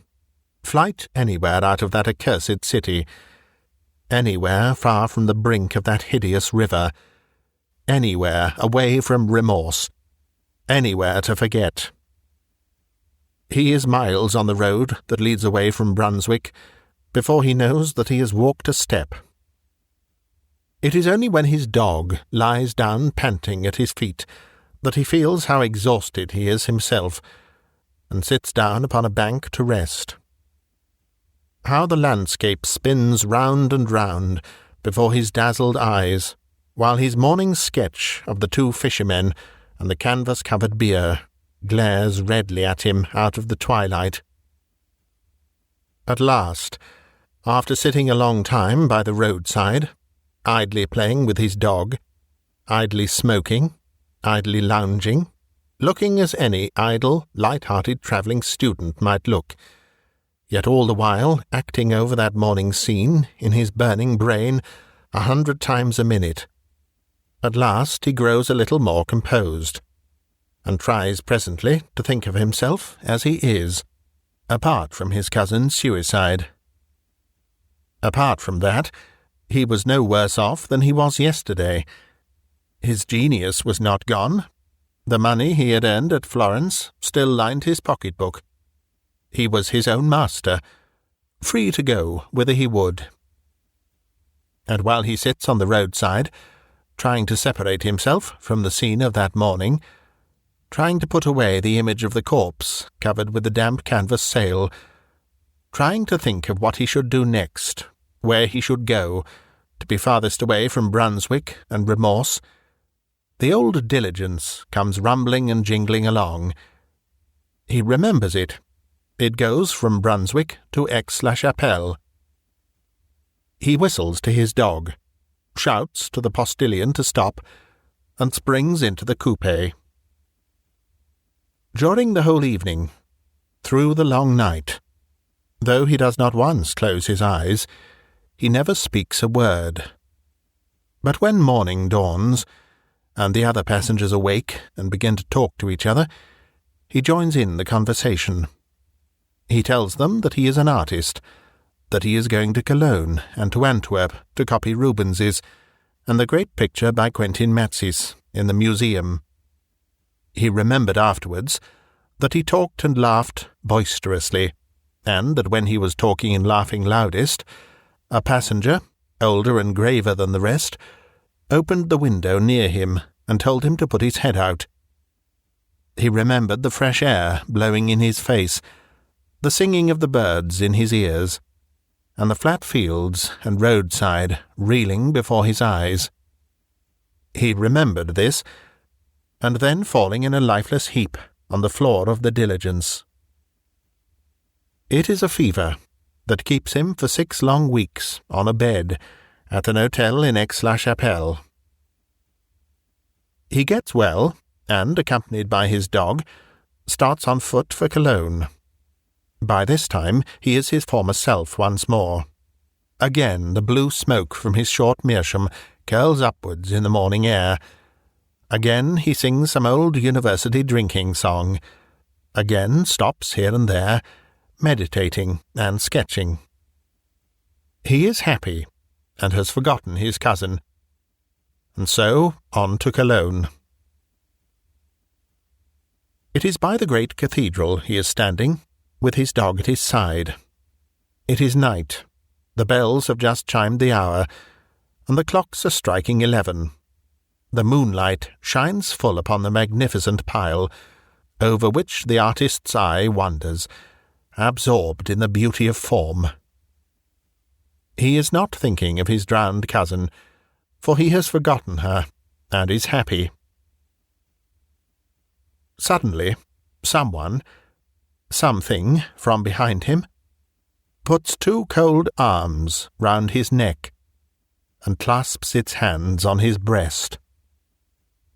And yet there is no one behind him, for on the flags bathed in the broad moonlight, there are only two shadows, his own and his dog's. He turns quickly round. There is no one, nothing to be seen in the broad square, but himself and his dog. And though he feels, he cannot see the cold arms clasped round his neck. It is not ghostly, this embrace, for it is palpable to the touch. It cannot be real, for it is invisible. He tries to throw off the cold caress. He clasps the hands in his own to tear them asunder, and to cast them off his neck. He can feel the long, delicate fingers, cold and wet, beneath his touch, and on the third finger of the left hand he can feel the ring which was his mother's, the golden serpent, the ring which he has always said he would know among 1,000 by the touch alone. He knows it now. His dead cousin's cold arms are round his neck. His dead cousin's wet hands are clasped upon his breast. He asks himself if he is mad. "Up, Leo!" he shouts. "Up! Up, boy!" And the Newfoundland leaps to his shoulders. The dog's paws are on the dead hands, and the animal utters a terrific howl and springs away from his master. The student stands in the moonlight, the dead arms around his neck, and the dog at a little distance, moaning piteously. Presently, a watchman, alarmed by the howling of the dog, comes into the square to see what is wrong. In a breath, the cold arms are gone. He takes the watchman home to the hotel with him and gives him money. In his gratitude he could have given that man half his little fortune. Will it ever come to him again, this embrace of the dead? He tries never to be alone. He makes 100 acquaintances, and shares the chamber of another student. He starts up if he is left by himself in the public room at the inn where he is staying, and runs into the street. People notice his strange actions, and begin to think that he is mad. But, in spite of all, he is alone once more. For one night, the public room being empty for a moment, when on some idle pretence he strolls into the street is empty too. And for the second time he feels the cold arms round his neck. And for the second time, when he calls his dog, the animal slinks away from him with a piteous howl. After this he leaves Cologne, still travelling on foot, of necessity now, for his money is getting low. He joins travelling hawkers. He walks side by side with labourers. He talks to every foot passenger he falls in with, and tries, from morning till night, to get company on the road. At night he sleeps by the fire in the kitchen of the inn at which he stops. But do what he will, he is often alone, and it is now a common thing for him to feel the cold arms around his neck. Many months have passed since his cousin's death. Autumn, winter, early spring. His money is nearly gone. His health is utterly broken. He is the shadow of his former self, and he is getting near to Paris. He will reach that city at the time of the carnival. To this he looks forward. In Paris, in carnival time, he need never, surely, be alone, never feel that deadly caress. He may even recover his lost gaiety, his lost health, once more resume his profession, once more earn fame and money by his art. How hard he tries to get over the distance that divides him from Paris, while day by day he grows weaker, and his step slower and more heavy. But there is an end at last. The long dreary roads are past. This is Paris, which he enters for the first time. Paris, of which he has dreamed so much, Paris, whose million voices are to exorcise his phantom. To him tonight, Paris seems one vast chaos of lights, music, and confusion. Lights which dance before his eyes and will not be still, music that rings in his ears and deafens him, confusion which makes his head whirl round and round. But, in spite of all, he finds the opera house, where there is a masked ball. He has enough money left to buy a ticket of admission, and to hire a domino to throw over his shabby dress. It seems only a moment after his entering the gates of Paris that he is in the very midst of all the wild gaiety of the opera house ball. No more darkness, no more loneliness, but a mad crowd, shouting and dancing, and a lovely débardieuse hanging on his arm. The boisterous gaiety he feels surely is his old light-heartedness come back. He hears the people round him talking of the outrageous conduct of some drunken student, and it is to him they point when they say this, to him who has not moistened his lips since yesterday at noon, for even now he will not drink. Though his lips are parched and his throat burning, he cannot drink. His voice is thick and hoarse, and his utterance indistinct.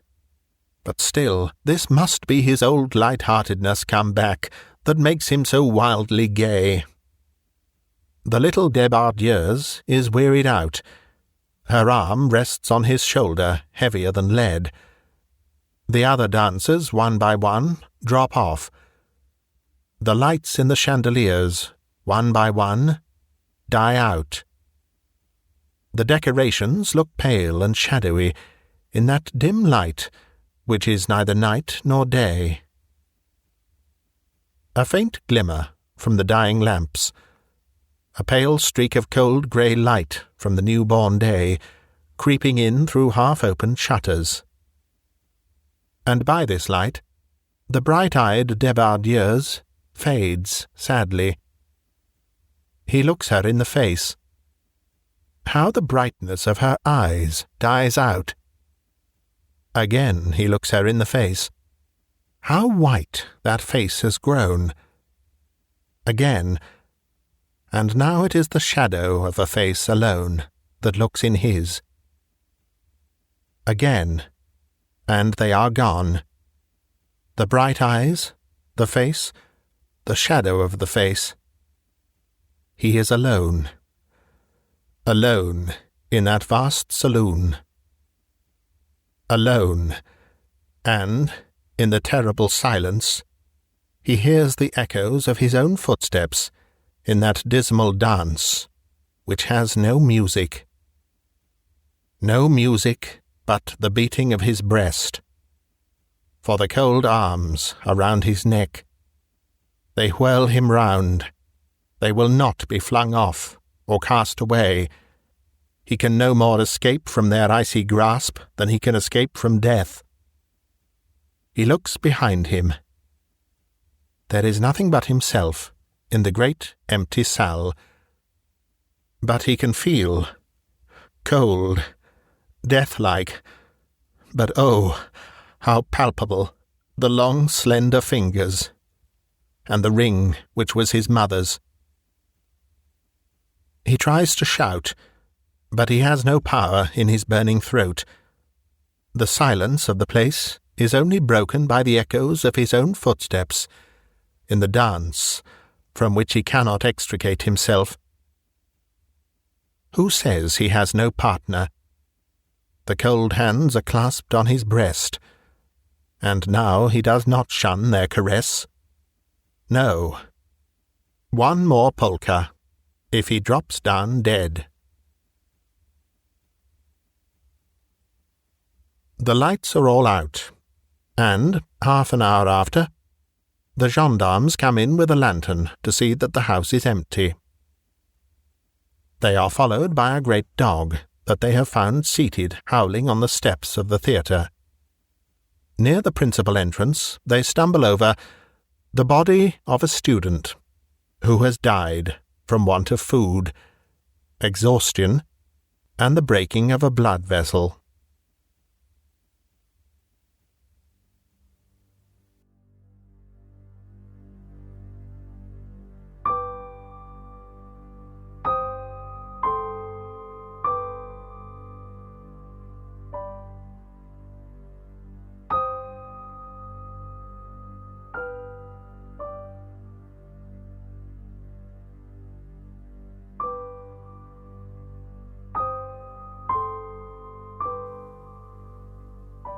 The Bus Conductor by E.F. Benson.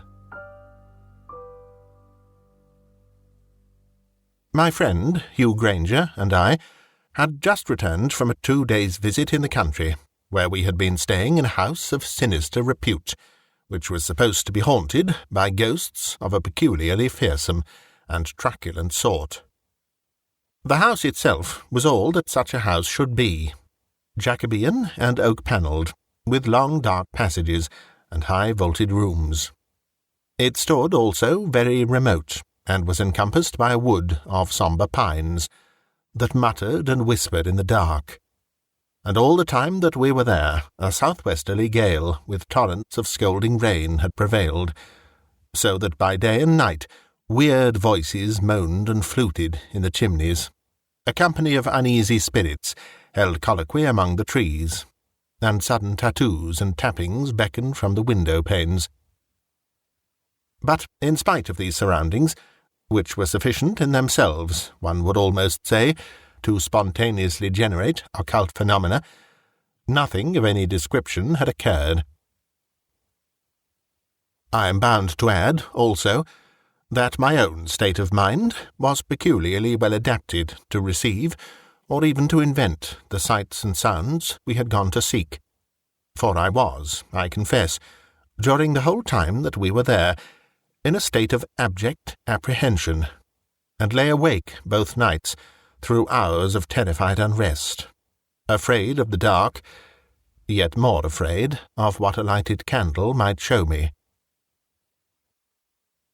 Hugh Granger, on the evening after our return to town, had dined with me, and after dinner our conversation, as was natural, soon came back to these entrancing topics.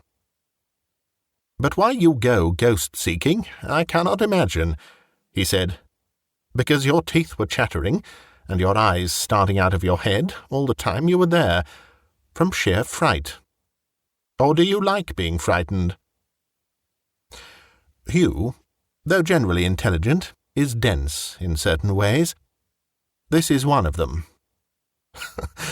"Why, of course I like being frightened," I said. "I want to be made to creep and creep and creep. Fear is the most absorbing and luxurious of emotions. One forgets all else if one is afraid." "Well, the fact that neither of us saw anything," he said, "confirms what I have always believed." "And what have you always believed?" "That these phenomena are purely objective, not subjective, and that one's state of mind has nothing to do with the perception that perceives them, nor have circumstances or surroundings anything to do with them either. Look at Osburton. It has had the reputation of being a haunted house for years, and it certainly has all the accessories of one. Look at yourself, too, with all your nerves on edge, afraid to look round or light a candle for fear of seeing something. Surely there was the right man in the right place then, if ghosts are subjective." He got up and lit a cigarette, and looking at him, Hugh is about 6 feet high, and as broad as he is long, I felt a retort on my lips, for I could not help my mind going back to a certain period in his life when, from some cause which, as far as I knew, he had never told anybody, he had become a mere quivering mass of disordered nerves. Oddly enough, at the same moment, and for the first time, he began to speak of it himself. "You may reply that it was not worth my while to go either," he said, "because I was so clearly the wrong man in the wrong place. But I wasn't. You, for all your apprehensions and expectancy, have never seen a ghost, but I have, though I am the last person in the world you would have thought likely to do so, and though my nerves are steady enough again now, it knocked me all to bits." He sat down again in his chair. "No doubt you remember my going to bits," he said, "and since I believe that I am sound again now, I should rather like to tell you about it. But before I couldn't. I couldn't speak of it at all to anybody. Yet there ought to have been nothing frightening about it. What I saw was certainly a most useful and friendly ghost, but it came from the shaded side of things. It looked suddenly out of the night and the mystery with which life is surrounded. I want first to tell you quite shortly my theory about ghost-seeing," he continued, "and I can explain it best by a simile, an image. Imagine, then, that you and I, and everybody in the world, are like people whose eye is directly opposite a little tiny hole in a sheet of cardboard, which is continually shifting and revolving and moving about. Back to back with that sheet of cardboard is another, which also, by laws of its own, is in perpetual but independent motion. In it, too, there is another hole, and when, fortuitously it would seem, these two holes, the one through which we are always looking, and the other in the spiritual plane, come opposite one another, we see through, and then only do the sights and sounds of the spiritual world become visible or audible to us. With most people, these holes never come opposite each other during their life, but at the hour of death they do, and then they remain stationary. That, I fancy, is how we pass over. Now, in some natures, these holes are comparatively large, and are constantly coming into opposition. Clairvoyants, mediums, are like that.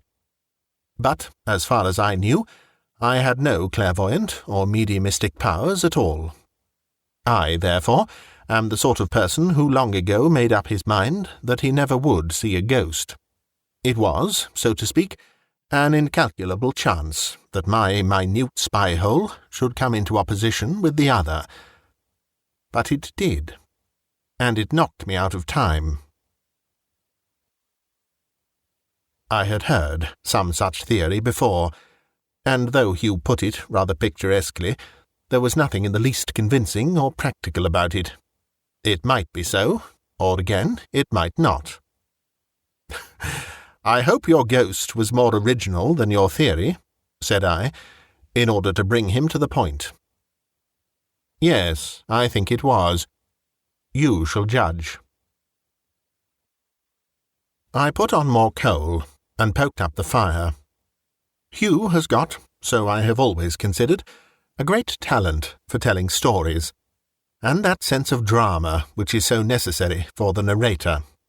Indeed, before now, I have suggested to him that he should take this up as a profession, sit by the fountain in Piccadilly Circus, when times are, as usual, bad, and tell stories to the passers-by in the street, Arabian fashion, for reward.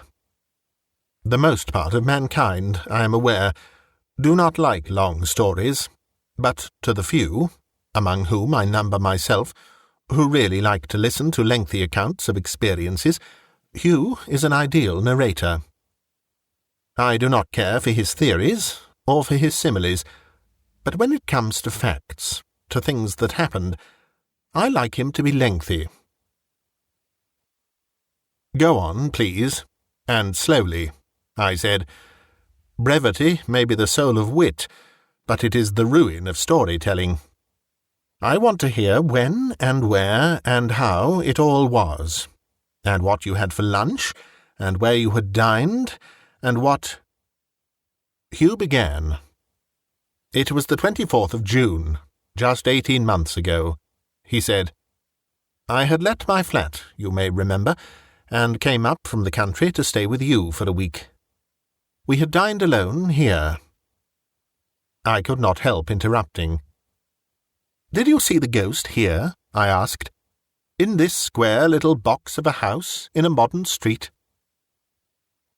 I was in the house when I saw it. I hugged myself in silence.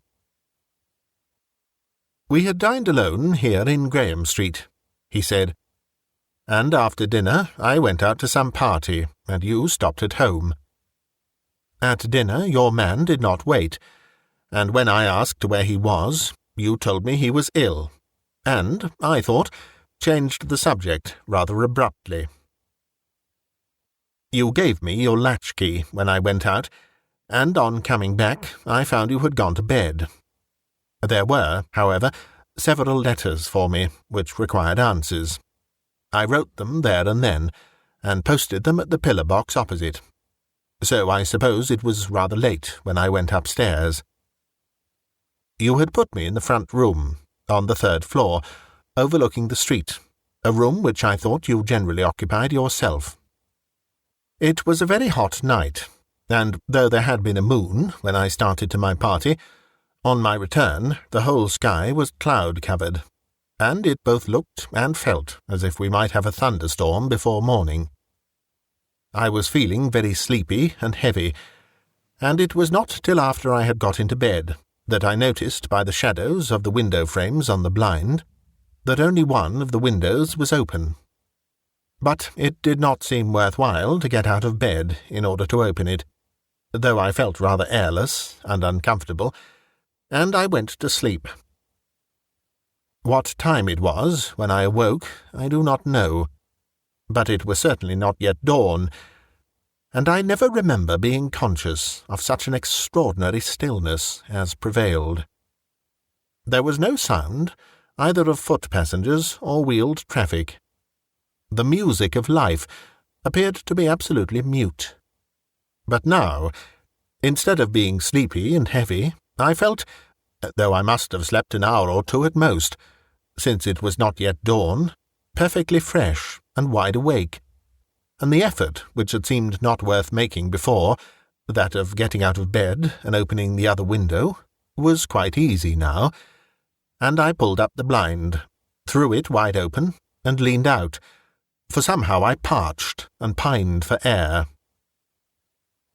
Even outside, the oppression was very noticeable, and though, as you know, I am not easily given to feel the mental effects of climate, I was aware of an awful creepiness coming over me. I tried to analyze it away, but without success. The past day had been pleasant. I looked forward to another pleasant day tomorrow, and yet I was full of some nameless apprehension. I felt, too, dreadfully lonely in this stillness before the dawn. Then I heard suddenly, and not very far away, the sound of some approaching vehicle. I could distinguish the tread of 2 horses, walking at a slow foot's pace. They were, though not yet visible, coming up the street, and yet this indication of life did not abate that dreadful sense of loneliness which I have spoken of. Also, in some dim, unformulated way, that which was coming seemed to me to have something to do with the cause of my oppression. Then the vehicle came into sight. At first I could not distinguish what it was. Then I saw that the horses were black and had long tails, and that what they dragged was made of glass, but had a black frame. It was a hearse. Empty. It was moving up this side of the street. It stopped at your door. Then the obvious solution struck me. You had said at dinner that your man was ill, and you were, I thought, unwilling to speak more about his illness. No doubt, so I imagined now, he was dead, and for some reason, perhaps because you did not want me to know anything about it, you were having the body removed at night. This, I must tell you, passed through my mind quite instantaneously, and it did not occur to me how unlikely it really was, before the next thing happened. I was still leaning out of the window, and I remember also wondering, yet only momentarily, How odd it was that I saw things, or rather the one thing I was looking at, so very distinctly. Of course, there was a moon behind the clouds, but it was curious how every detail of the hearse and the horses was visible. There was only one man, the driver, with it, and the street was otherwise absolutely empty. It was at him I was looking now. I could see every detail of his clothes, but from where I was, so high above him, I could not see his face. He had on grey trousers, brown boots, a black coat buttoned all the way up, and a straw hat. Over his shoulder there was a strap, which seemed to support some sort of little bag. He looked exactly like— well, from my description, what did he look exactly like? "Why, a bus conductor," I said instantly. So I thought. And even while I was thinking this, he looked up at me. He had a rather long, thin face, and on his left cheek there was a mole with a growth of dark hair on it. All this was as distinct as if it had been noonday, and as if I was within a yard of him. But so instantaneous was all that takes so long in the telling, I had not time to think it strange that the driver of a hearse should be so unfunereally dressed. Then he touched his hat to me, and jerked his thumb over his shoulder. "Just room for one inside, sir," he said. There was something so odious, so coarse, so unfeeling about this, that I instantly drew my head in, pulled the blind down again, and then, for what reason I do not know, turned on the electric light in order to see what time it was. The hands of my watch pointed to 11:30.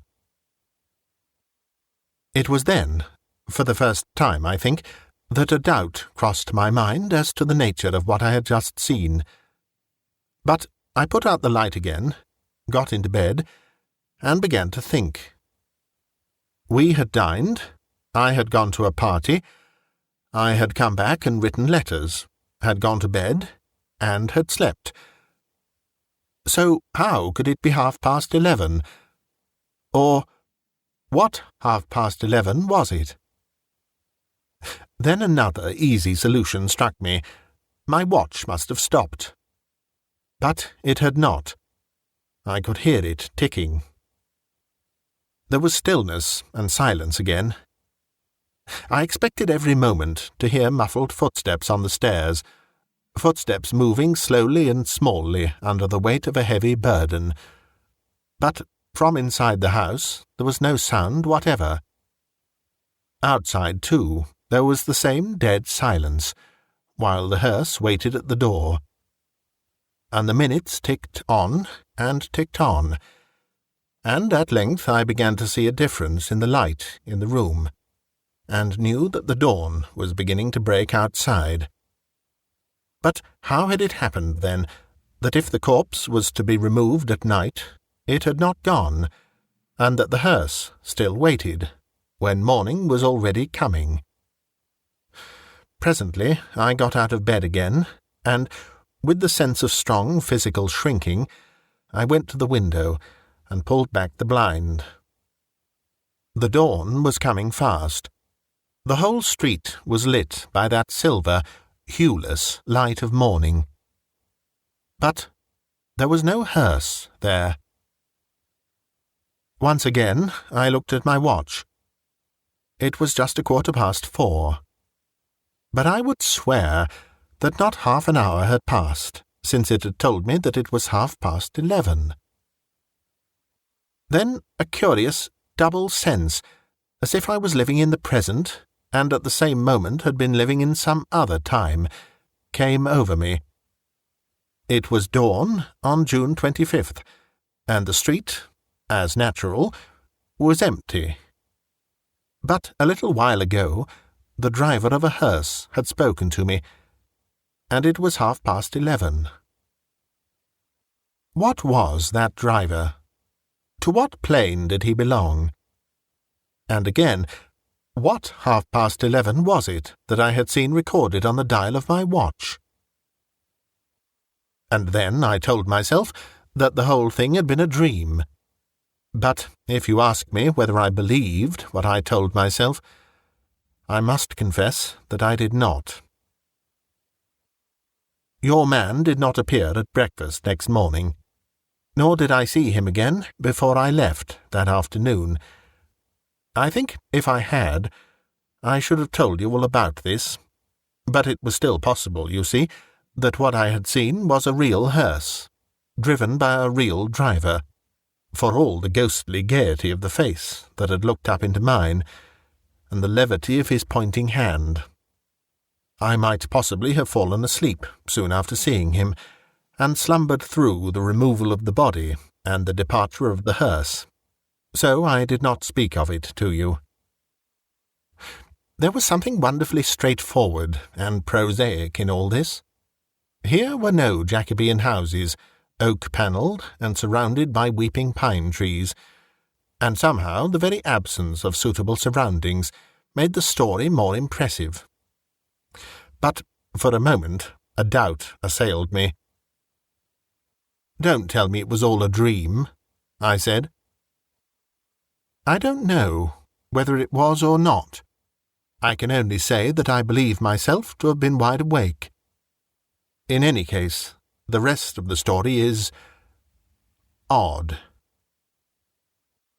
"I went out of town again that afternoon," he continued, "and I may say that I don't think that even for a moment did I get the haunting sense of what I had seen, or dreamed, that night, out of my mind.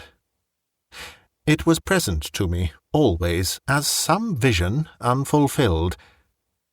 It was as if some clock had struck the 4 quarters, and I was still waiting to hear what the hour would be. Exactly a month afterwards, I was in London again, but only for the day.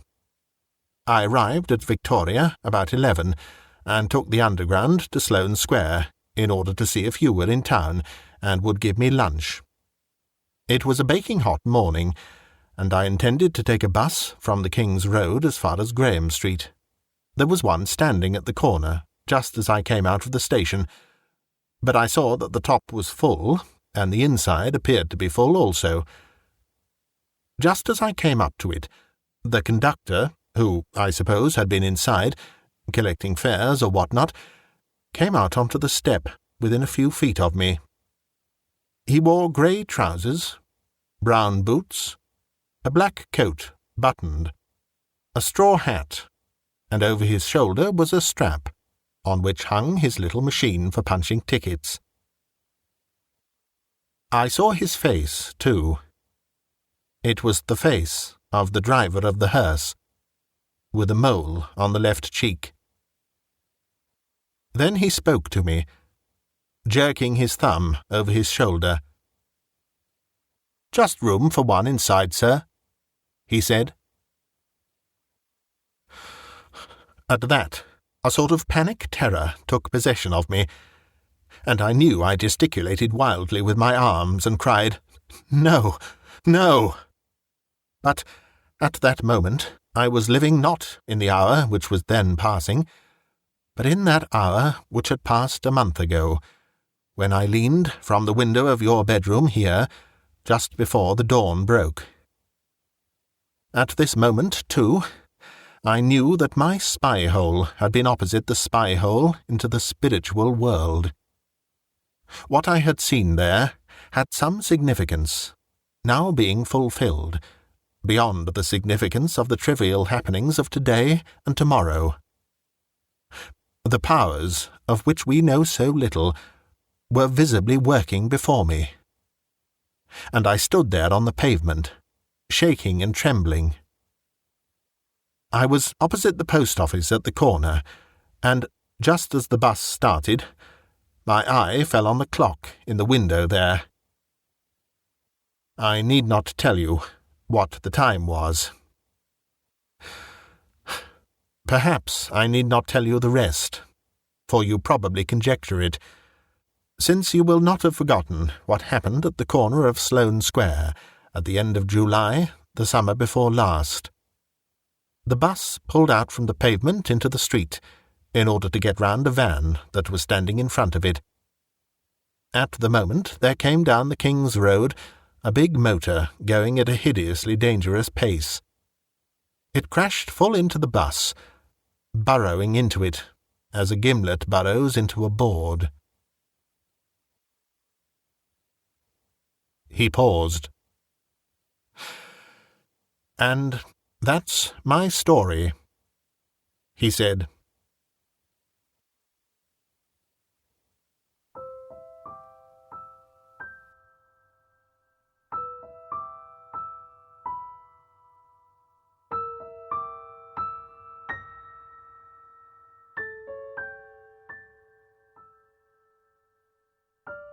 You've been listening to a bite-sized audiobook, read by me, Simon Stanhope.